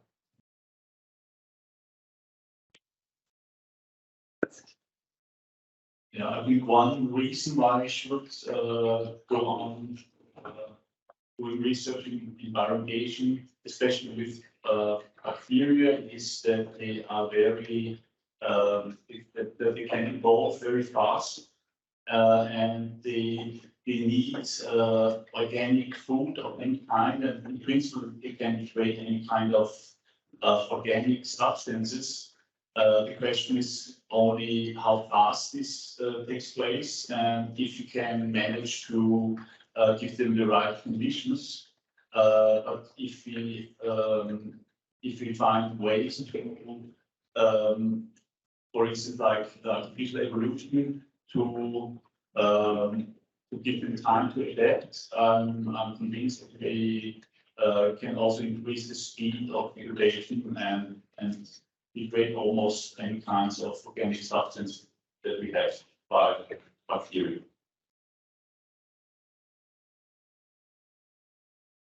We had only a night. I would like just to add that I think that there is not a unique solution when we talk about bioremediation. And we saw for all the projects that depending on the pollutant, we use one or another technology. And it's true that biotechnology, bioremediation is doing like good progress, but indeed we have like a great path to continue working with. And also it's also for the point of economical view. For example, for Clark, I could say that when we work with industrial, with companies, they know how much it's going to cost, how long it's going to take. So this kind of bottlenecks should be it's continue performing and improving this case. Yeah, there's also to add something that what the Conrad was saying, because I think so we have solid-minded pollutants that because we have been dealing with some pollutants that has been already studied in the past. So, but right now also with the PFAS and other pollutants that are for sure are going to emerge, it is necessary to continue working on that. And also when for the bioremediation. Something that I really like it for what I saw today is, for example, in Biosismo and in INFRE, the idea of working also with the, and also with the biorem, the idea of working on to understand this microbiome and also to use artificial intelligence tools to decrease the remediation time, and also I think also the cost previous to do the remediation, it is really important, because also the remediation projects are costly and also time consuming. So I think it's yeah, everything that can improve is also this part with this. Also, I think, okay, all right, I agree with all that we have been said, but also we have to focus on where are we remediating. I mean, we saw many different slides in which we saw soil as one thing that is soil. That when we change from one place to another one, or from another, in the evolution change of the field also. And this also could include some modification that we are not always see in advance. So it's quite complicated to say, okay, this soil has this component, also this pollutant, how are you going to propagate? So if we are able to improve our research, getting more and more data, later we are going to know in some point in advance how we, which is the best bioremediation or remediation technology that we have to put together in order to perform the better solution. And this, for me, I is a group. Because in that point, also we are going to be able to use these new technologies, intelligent or artificial intelligence, to try to help us thinking which is the best solution. It's by the way, but also for us, so it's not because we have to work in something, but I mean, much work to do on that. The next question is, you mentioned the database, and we produce, and over years, we've produced a cloud of the data, and to the best of my knowledge, there is no centralized system, no platform. So is it something we could try to work on, working collaboratively with the different projects, having such a database? Yes, I mean, I think that's really important. For example, well, one part of my group is working on the safe and sustainable device design, and there is, well, in this part, it is true that there is a clustering between different projects, and they have a common database in which everything is being completed. So, and with a new project, this database is being updated, and it is very important because yeah, we are getting a lot of insights related with different microorganisms, metabolic pathways, and so it should be included. Well, we should have to develop within this project or in the future a common database. Yeah.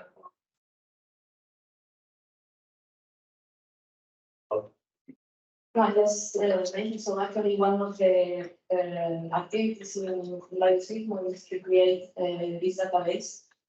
And actually we one of the problems that we encounter is that there is already a lot of information out there, but collecting it is some of it is challenging also to collect it, but integrate it in a way that it makes sense, that you can conciliate the data from one source and another.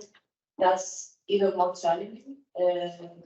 There are some resources that are well, for example, with genomic data, some resources that are very well annotated and very well standardized, that they already have this methodology and they follow it, but others are not.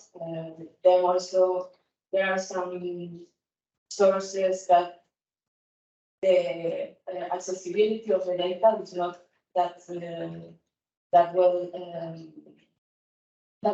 achieved, which actually now also for the European Commission it's very important that the data follows the fair data management principles to include this, that if I want to use data that is developed by other groups, that I will have to, I can understand the data without really much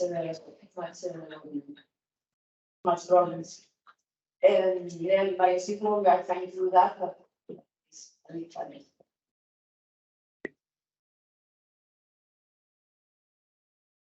Yeah, thank you. I wanted to say something similar as it was just said. I also agree that it would be very good to have a database with all the data in our projects. The problem is we will need a common data management plan with this rich resources. And this would need some extra funding, I think, because each project has its own data management plan. And it's not necessarily said that they use the same principles and the same kind of data. So would need, I think there is some effort needed, and therefore needs some funding needed to do this, but it would definitely make sense to combine all this data that are generated. Yes, I can add on this topic. I think that if we consider,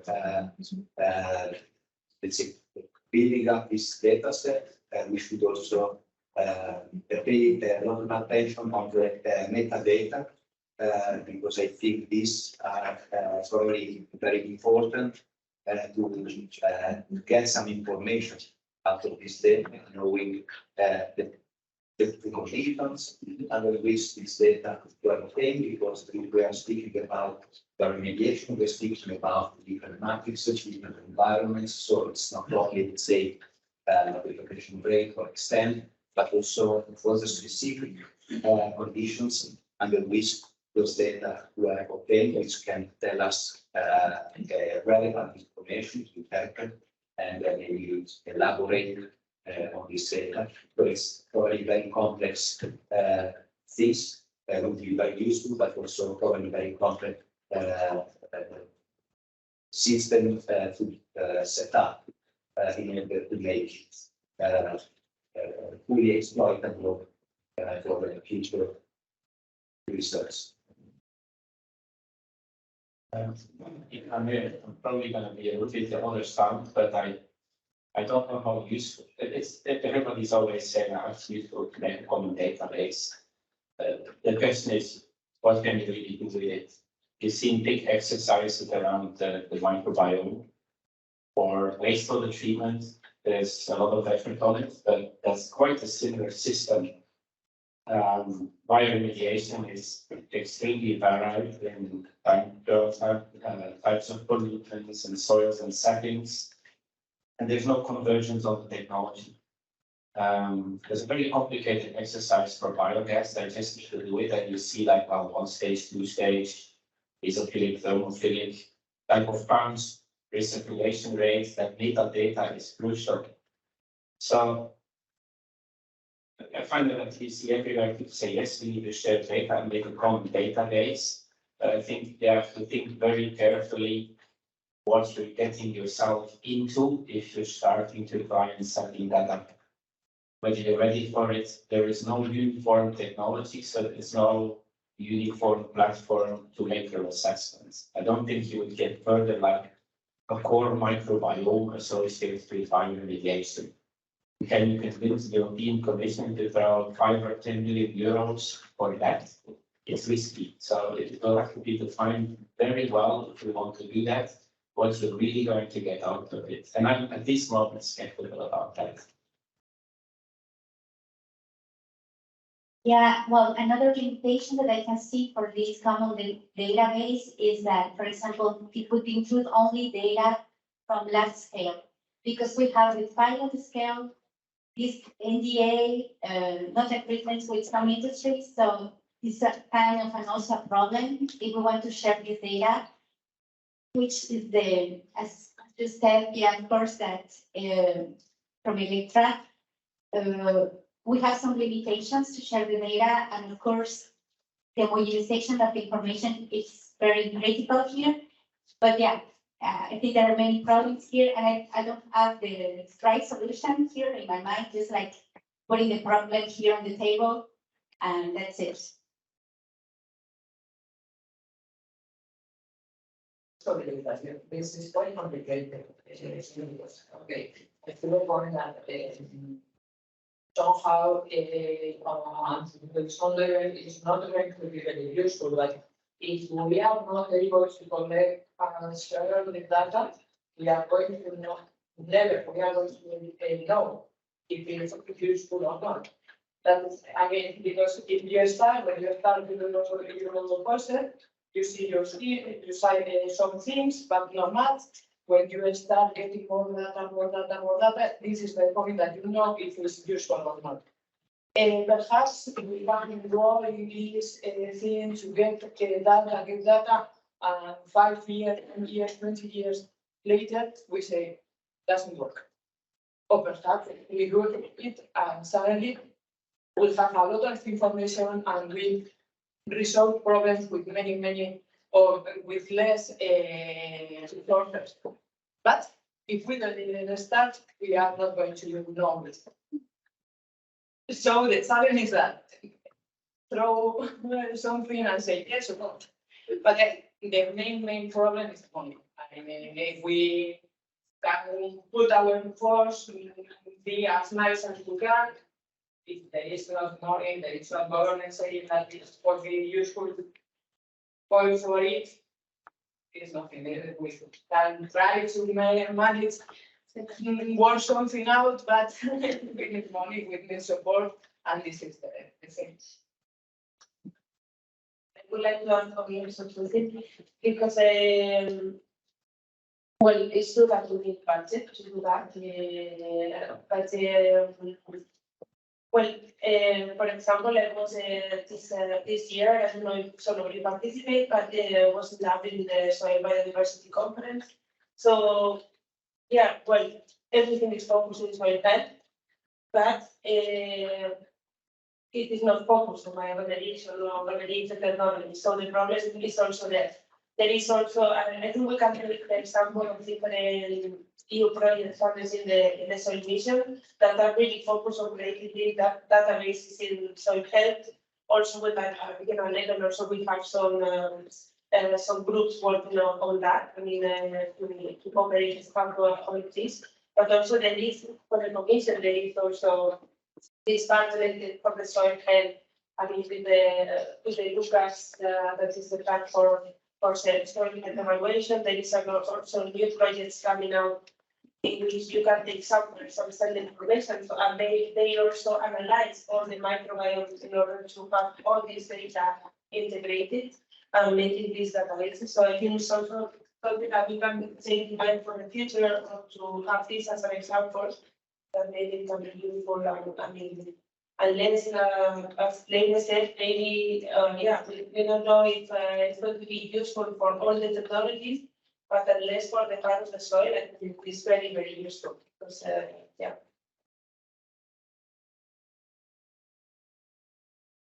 So the next question would be about this very surprising call for the topic, the last one in Cluster 6, about asking explicitly for the use of the GMO. And we had a long discussion today in the frame of the project, and we can realize how powerful is the tools like synthetic biology and so forth.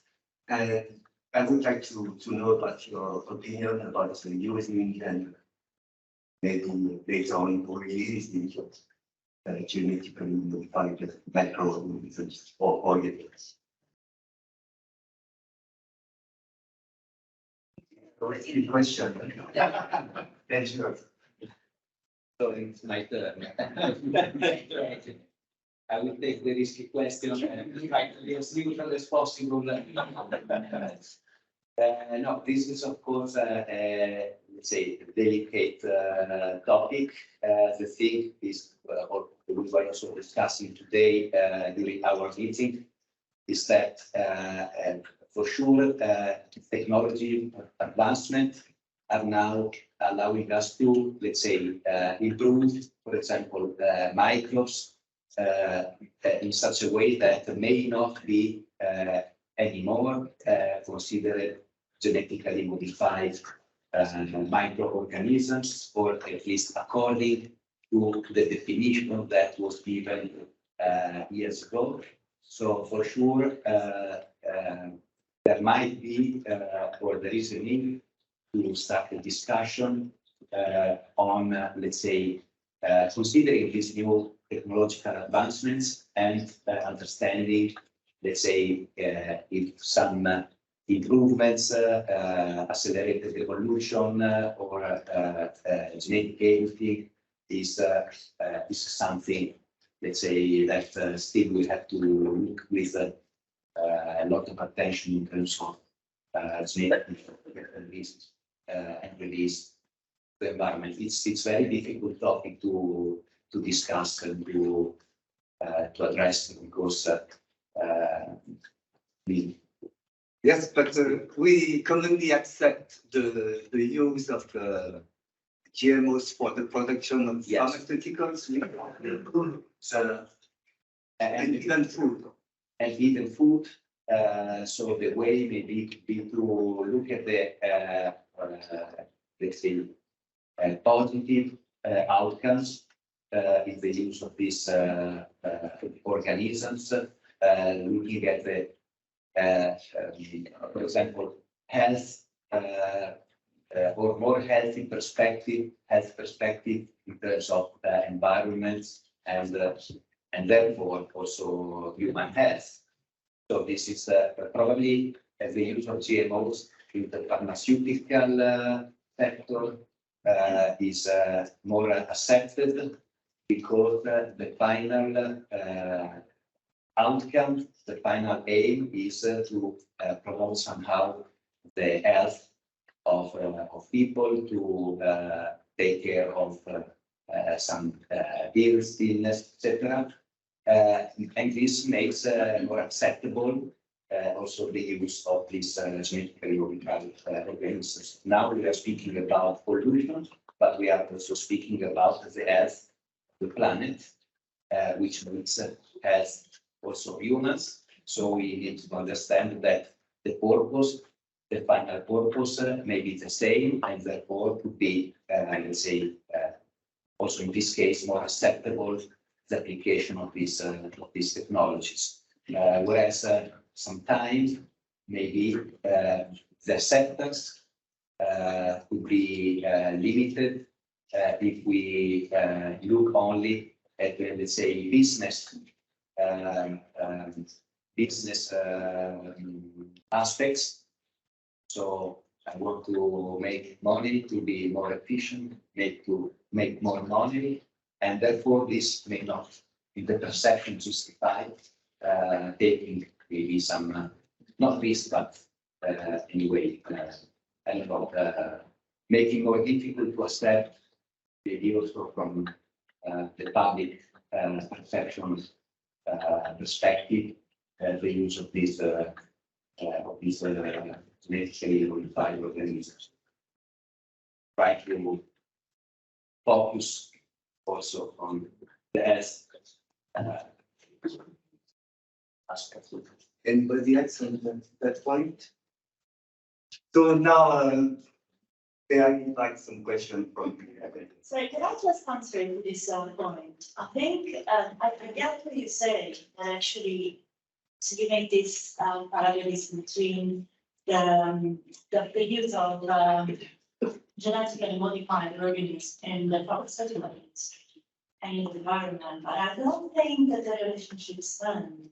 But in the sense that in the case for in the pharmaceutical industry, yes, it is down to scale up the product of a specific therapeutic agent, but then you don't disperse into the environment the genetically modified organisms. I think quality the airborne rising up because there is this unknown what happens when you spread into the environment the genetically modified organism, what the effects would be. So I'm not saying that this is not what we should be doing, but I think that it's important to address, and I don't know how it is possible, but it is important to address this challenge. So trying to answer with research this question: what happens if we really need to use a genetically modified organism? What happens when we spread that into the environment? What is the effect? And if you on balance, is better. The benefits are better, then yes, definitely let's go there. But I don't think it's so strictly related. Yes, if I can, sorry, add on just a second, that, of course, this is an important issue to be addressed, but probably not so easy. But let's say probably also some newer technology may, let's say, remove the let's say more risky elements that could favor the spreading, uncontrolled spreading of the genetically modified organisms in the environment. I'm not an expert actually on synthetic biology, etc. But as far as I understand, that there is, for example, the possibility to modify, but then to remove the element that may force, let's say, or promote the selection in the environment of the microbe under conditions that are not those under which it should be active, for example, during the bioremediation process. So it's true, we need to take care about this, but probably there is, if I understand correctly, some possibility, let's say, to limit the growth of this business only to conditions or for time frames or conditions that are relevant for the bioremediation process, and then how switch them off in such a way that they can be controlled. But I stop here because here it's not my field, so it's not. So I'm following Mirella a bit, to be honest. You know, using geologs for this purpose, to my opinion, has a high Australian rabbit plague risk, and certainly from a regulatory standpoint. And so it's been my lack of knowledge in this field, but I'd like to put forward a question.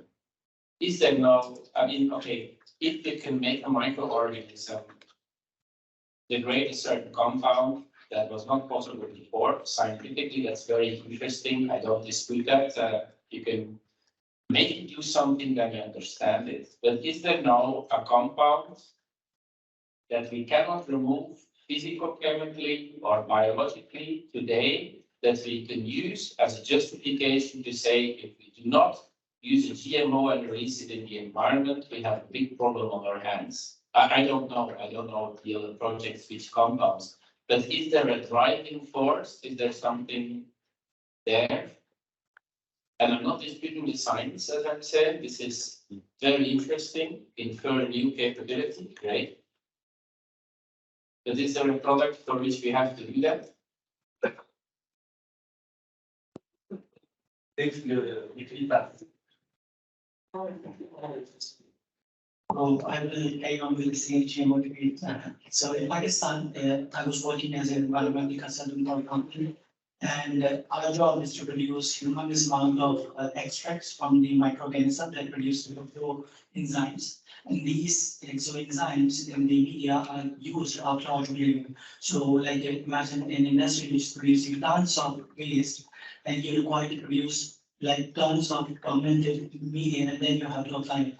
So using these genetically modified microorganisms and then modifying them with the own enzymes that we know for the degradation, we can produce these enzymes and then utilize this enzymatic cocktail to move the entire. That's different. Now you're not releasing a GMO, and it's a very different regulation. I mean, it's just the same as putting pesticides which are chemically produced on the land. That is something different than putting a live organism in the environment with the capacity to reproduce. And so, for what specific product, what is now the driver to say it's important that we do this? The goal has to be clear. If you want to convince the world to release something, which product? Certainly not PFAS. You just buy Magnelli titanium electrodes, you'll put in more energy, but the PFAS is gone then, no problem. You can do it. So then there's no driver. Okay, it costs a lot of energy. That's not nice, but you can do it. So why would you then put a GMO to do PFAS? Because you lose just less energy? That's not enough justification.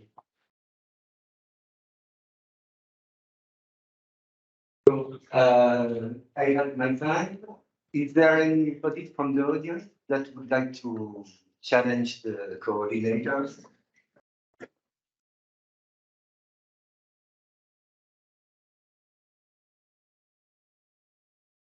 So we'll take maximum two questions.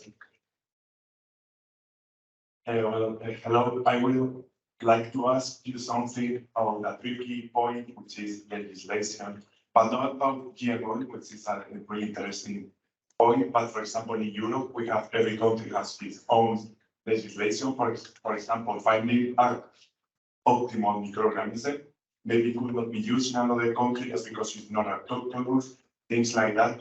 So my question is that this kind of projects in which extent it can help the EU regulation, for example, just to create useful rules that for all of us, I mean, useful or efficient. Because there is always a lack of communication between researchers and the both research making the laws, which at the end is not usually useful. Thank you. Once. So what's the challenging especially?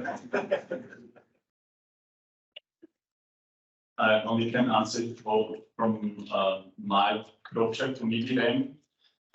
We have the common forum in the not in the project, but we have the project that we communicate to the common forum. The common forum is a platform of the European environmental agencies. And these are the agencies that are preparing the material for the politicians to make the laws.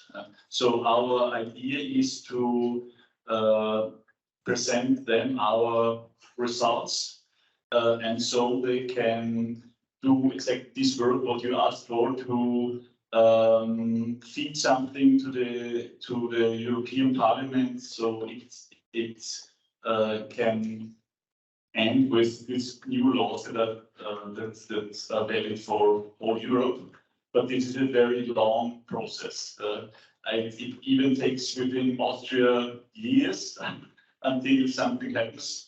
So at the EU level, it will take, at least 1 decade, I would say, even longer. So this takes really. So there are, of course, we try to communicate and try to do this, but it's simply takes a lot of time. Yeah. Yes, thank you for your question. Actually, it makes me think about that case study that we have in Clark. You're right. The regulation in every country is different. For example, we're using the technology VR in the UK, but the UK regulation it just stops on the site, but outside the site they don't care. So this is a regulation that they have there, and as you say, it's like a pessimistic answer that is not like a universal thing and it's going to work everywhere.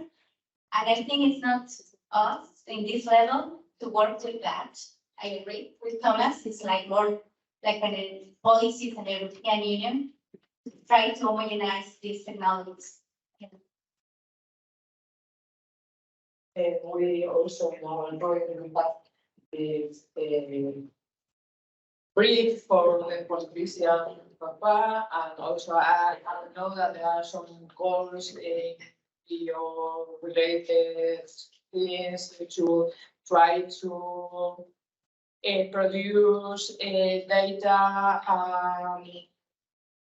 policy brief for the authorities in order to, let's say that we all working on it, but similarly to the device, this is going to take even more time. I mean, we try and do our best, but we need time to convince politicians that this works, and in order to work even better, we have to make some adjustments to the law. Well, yeah, I think, well, also we have also that activities working on this part, but it's also almost difficult to work on that on the side. But I think I was thinking now that well, something that I see that it was good of this workshop and joining of this project is also that one of the meetings we proposed to have that kind of ambassadors from each of the projects.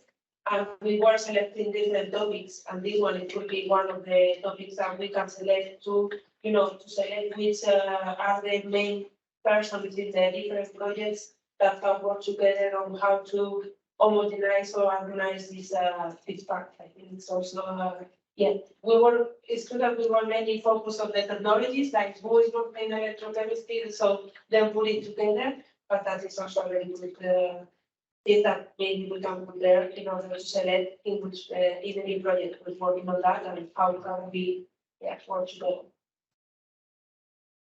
Thank you. So I take another question from the Sada. Thank you very much. Another question about comment, if I go for comment. In particular, starting from the first, the answers that you provided to the first question, but the comment is also useful for the other two questions that you addressed. So my impression is, yes, we need to continue running research and also innovation, which is another story. Because we have different environments to deal with. We have new chemicals entry, new pollution every 10 years. We have new emergencies, and so on and so on. We have innovation coming out, so we have improved technology. So we have to continue for sure.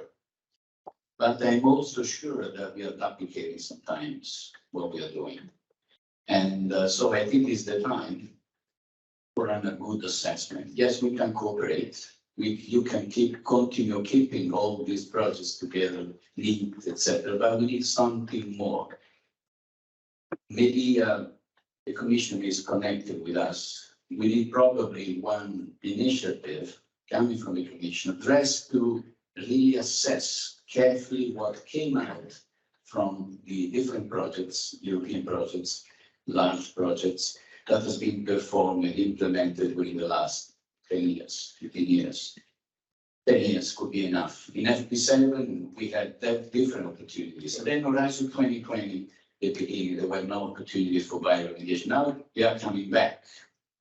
And not only for remediating, but also for regenerating, not for restoring only. We need to regenerate soil, water system, and so on and so on. So I think it's the time to run a careful assessment of what has been introduced so far.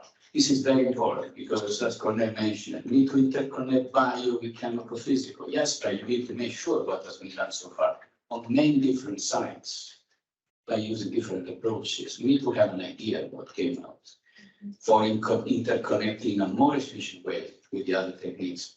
And even more importantly, for transferring the knowledge from pilot scale when we reach to the larger full scale. We need to assess what has been done so far. This is my personal feeling.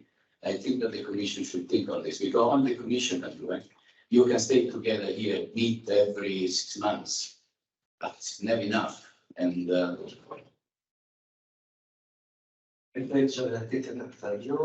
think we had the last question from Joa.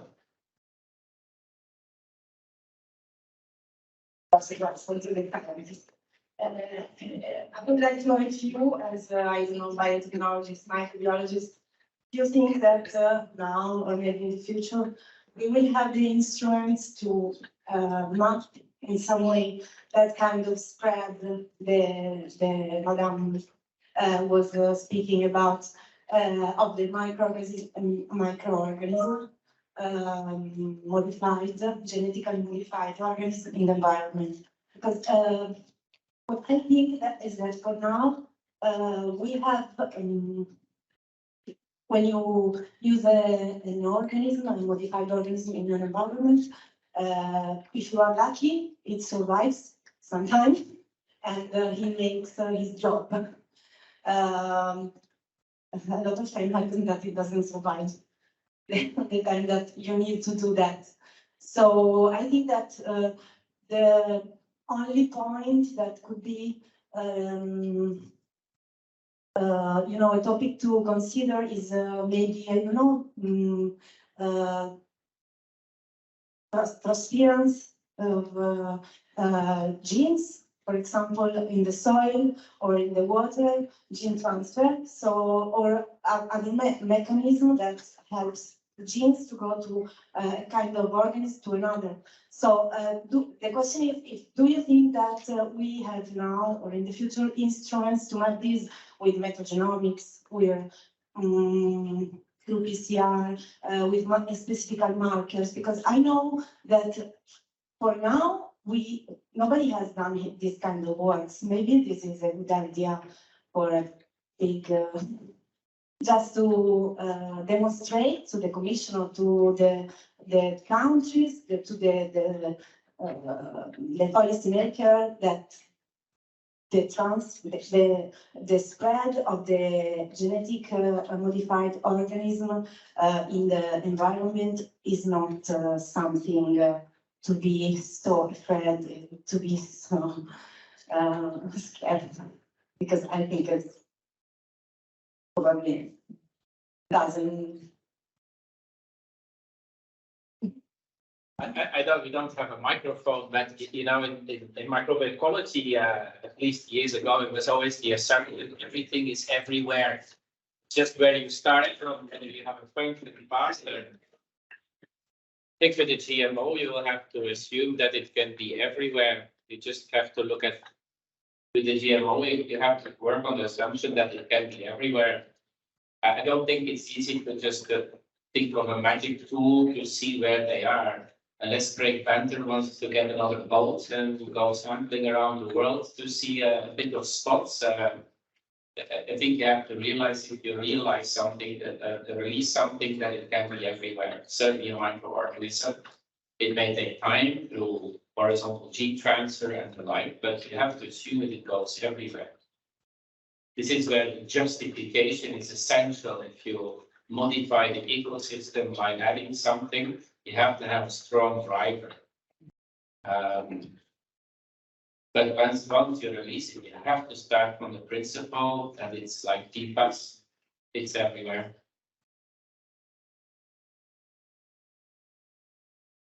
So I would like to thank the Daniel, the coordinator.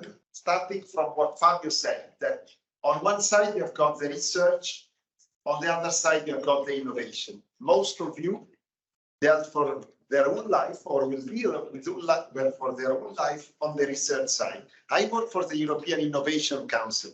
Just a quick question. I think you are all aware of the ERC, European Research Council. I don't know how many of you are aware that since April 2021, starting from an analysis performed by President Barroso in 2008, and then thanks to the development of Commissioner Moedas, it has been set up in April 2021, the European Innovation Council. The reason it's quite ambitious and it's easy to be described. These big studies, assessments of where the public, our taxpayers' money was put inside research was done. This assessment said in 2008, if you did €1 to the scientists worldwide, you will get the highest impact from the scientific point of view, from the European. And the KPIs mostly was linked to papers and capability to have a scientific impact. But then it was done another study and said, if you give €1 to the scientists worldwide, and you look at the socioeconomic impact, so jobs creation, money development, Europeans are no more the best scientific entrepreneurs. Based on this assumption, EIC has been set up to develop, in a way, a program. I don't know, just as a stupid question, may kindly ask all of you to raise the hands who knows the work program of EIC. Okay, so not many of you knows this kind of projects, Pathfinder Transition Accelerator, right? Yeah, not so big. Okay. So this is the AIC, okay? You are all aware, as I said before, this somewhere I should have a pointer. No, this one. It's the top. Okay, yeah. This one is ARC, okay? It's 22 billion euros for 7 years. You know, Commission always speak about billions, roughly. And this is ARC. We have got 10.5 billion euros. That means 1.5 more or less billion euro each year we invest. And we invested in 3 funding schemes. Pathfinder Transition Accelerator. We like to call ourselves the one-stop shop hands-on agency, a very long name. What does it mean? It means that we are one of the few, the only agency in the Commission that is allowed to fund the whole innovation journey. What does it mean, innovation journey?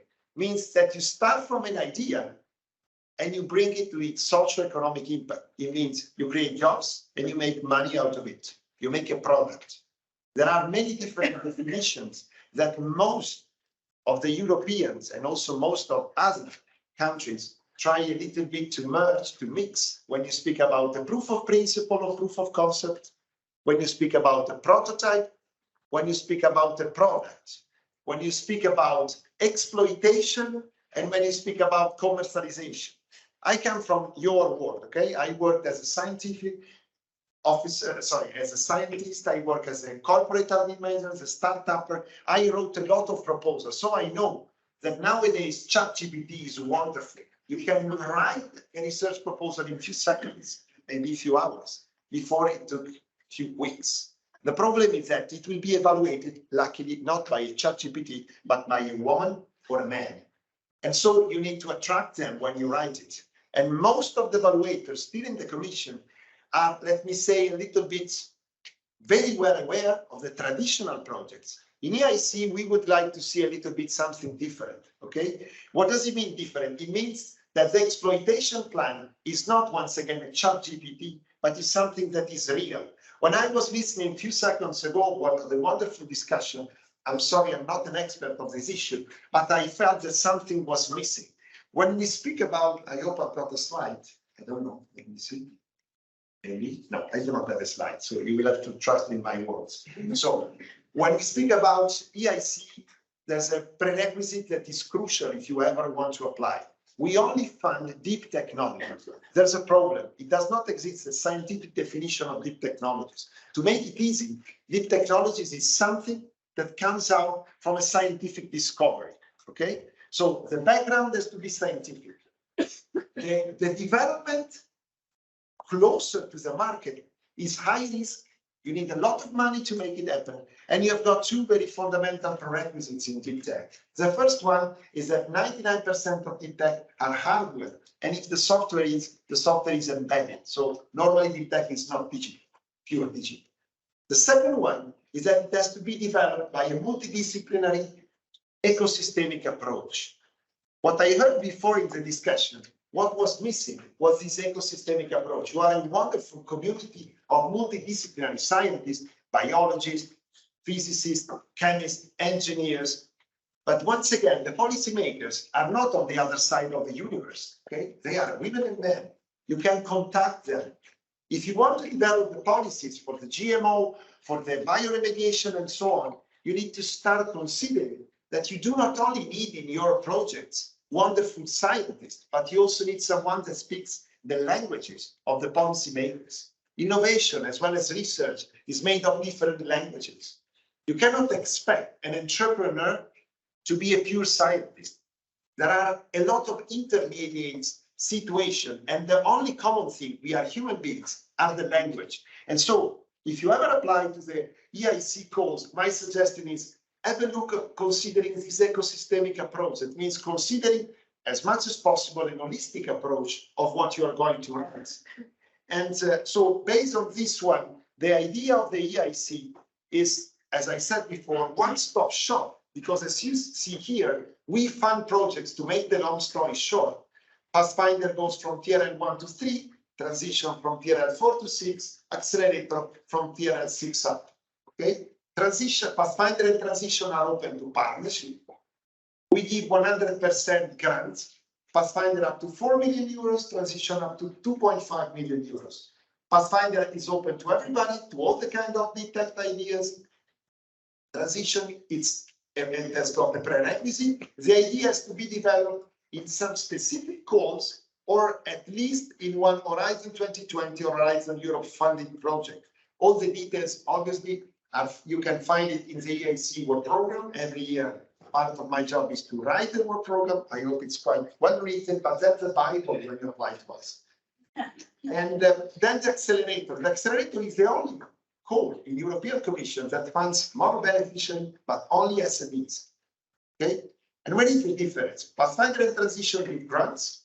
Accelerator give grants up to 2.5 million euros, 70%. But there's the first novelty. The first novelty is that European Commission decided in 2020 to set up a venture capitalist fund. May I kindly ask everybody to raise his hands who knows what the venture capitalist is? There are not so many. Okay. The venture capitalist is a financial institution where that needs to be funded by mainly private money, okay, also public money, but the idea is that it invests in ventures. That means high risk, high reward companies. Venture capitalist is one, maybe the highest and the biggest amount of money to develop deep technologies worldwide is given by venture capitalists. Okay, you want concrete examples, real examples. Google would not exist without venture capitalists. Apple would not exist without venture capitalists. STM Microelectronics and ASML could also exist. But if you look at Meta, Facebook, if you look at Elon Musk, Galaxy, they would not exist. So they are financial institutions exactly devoted to invest in high risk, high reward companies. And the European Commission decided, due to the fact that European VC market was not very well developed and is still not very well developed, to ask the taxpayers, so all of us, to set up a European Commission venture capitalist fund. This is called EIC fund. So this means that when we fund the companies can also ask the European Commission to buy, to own its stakes. Okay, and this obviously allows you to get, as an SME, more private investors as venture capitalists, because they know that normally, luckily, hopefully, European Commission shouldn't invest in, let me say, wasted companies, okay, not good companies. Okay, this is the first part of my talk. It took me 9 minutes. They asked me to speak 10, so the most relevant thing for you will take 2 seconds. In EIC, the work program of Pathfinder Transition Accelerator has got open calls. That means no topic prescription, but also challenge calls. That means top-down approach, where there are challenges that all the European community of innovators has to apply for. And one of the challenges that was asked me to introduce by Philippe and Fabio is the one on environmental intelligence. So I am one of the 10 program managers. European Innovation Council is called hands-on agency because we do not only provide money, but we work with the projects to facilitate the innovation journey, to bring their idea from the lab to the fab. We do this by 2 main ways. One is we give the money to our beneficiaries to work with external experts, supporting them in what we call business acceleration services. And the second one is that there are 10 strange women and men called program managers that has got the responsibility to drive the projects as much as possible, as fast as possible to the market, but has also got the responsibility to speak with all the community, to identify challenges, and then to propose the challenges to the member states. If these challenges are approved, they are part of the EIC work program. To make the long story short, with my colleagues, we proposed environmental intelligence. It was approved, and now there are, you can look the number here. I don't remember exactly how many million euros. There are 20 million euros devoted with these deadlines to projects that want to scale up from proof of principle up to prototype phase. So this is the technical goal of the transition, but there is also, let me say, the exploitation part of the transition. That means that we give you the money to identify how you want to make money out of the scientific discoveries that you develop from TRL3 to TRL6. So to bring contemporary the prototype phase, but also to identify if you want to license your know-how, if you want to sell your know-how, if you want to set up a small medium enterprise or to collaborate with a corporate, for example, in scaling up your technology. And so we decided, as the Commission approved, to have the topic of environmental intelligence. Environmental intelligence, there should be one slide. You see, I didn't understand, I only had to speak 10 minutes, but we had a very long discussion. And so that's in short environmental intelligence. Environmental intelligence is, I collect data, ex situ or in situ data. Tomorrow it will start the bioremediation conference. So in this case, let me say I collect data about a polluted site. Okay, that's the first part, data collection. Normally it's done via sensing.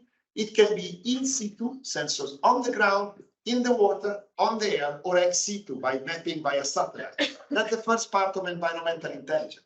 The second one is I use this data. I make the part of the data analysis of the data science. I understand that in a certain environment, there is a pollution of cadmium, for example, and I understand why and where it is spread and which are the consequences potential for the biodiversity. That's the second part of data analysis. Then there is the third part, that is the remediation. What do I do? How can I solve the issue that the human man or someone else has set up? The three things together is part of a scientific new, let me say, reasonably new branch that is environmental intelligence. And on this side, we, as the European Innovation Council, already evaluated a few weeks ago the first proposal that we received. And I think that in this conference, having been really happy today to listen to a lot of nice projects, I think that some of you could consider to apply.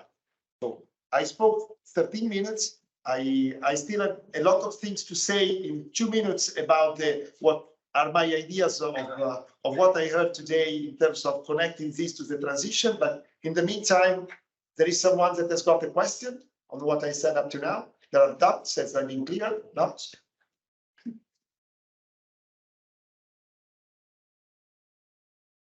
I don't know if you understood or you've completely misunderstood, but there are no. So, so just to give some examples, the first one is transition.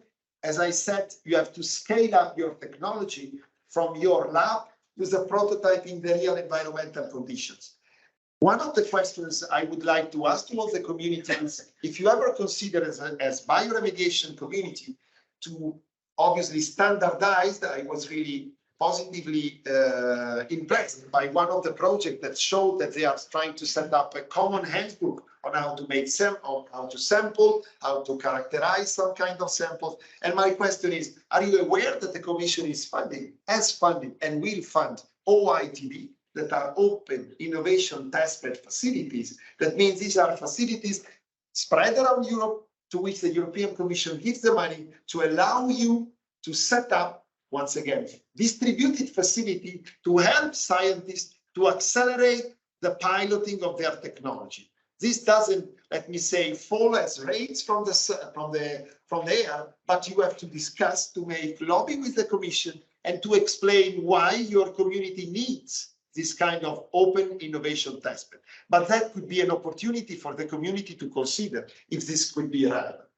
The second one, you spoke about the authorization procedure, the policies, and I think that you are all aware that European Commission is collecting 27 member states, 27 normatives. You cannot expect, in my humble opinion, I'm not an expert of policy, unfortunately, but I would never expect that it will be the Commission to collect the 27 member states' rules on remediation and to get out with one proposal. You need to make lobby in your countries, around countries, to set up groups. Maybe you are already doing this, and then to push in the direction of the Commission, of the Parliament, to say, hey guys, this is what is needed, and these are the advantages. And to make this for sure, you need to standardize all the procedure and all the advantages that your technology will give. Last but not least, for sure, you need to look at the site. Fabio at the end said, we are going in the direction of regenerating the soil, not only remediating. And so I think that you need to strongly consider which is the business model of your technology. Why companies should invest in your technology? Because what I've seen today are wonderful researches, but to scale up them, you need more money, a lot of money, in my opinion. I bankrupted, unfortunately, in my life, 2 companies. I know how much money is needed, and normally I was never able to fundraise it. But my suggestion is take a look at this possibility to look at the business model. And for sure, some of you discussed about the safe and sustainability design. These are one of the requirements that you will have to look for when once again scaling up and eventually applying to the transition. And to conclude, my strong suggestion is make a very detailed analysis and mapping of the stakeholders that you want to be involved in your bioremediation technologies. It's not easy to make a stakeholder mapping, but I think you can do it. Once you do it, try really to increase as much as possible these kind of meetings, inviting all the stakeholders at these kind of meetings, because this is where the innovation starts, when there is a community and the technology and the know-how can be developed. Thank you. So now it's time to conclude the meeting, Maurice and Thomas. So just a spoiler, we will have again the next workshop in Prague in the next year in June. I think it's 2024 June, but check it. So thank you for attending. Thank you again for giving us the opportunity for this workshop. In my opinion, it was very fruitful. There were a lot of good ideas, and we should really think about continuing this and finding a next venue for meeting. Unfortunately, it's probably not tonight. It's a little bit late. Everybody's tired, and I'm sorry again for the technical problems we had. But I'm happy to see that so many stayed until the end. Yeah, I just want to thank you for all the input, all the discussions, and I give the microphone back to you for final words.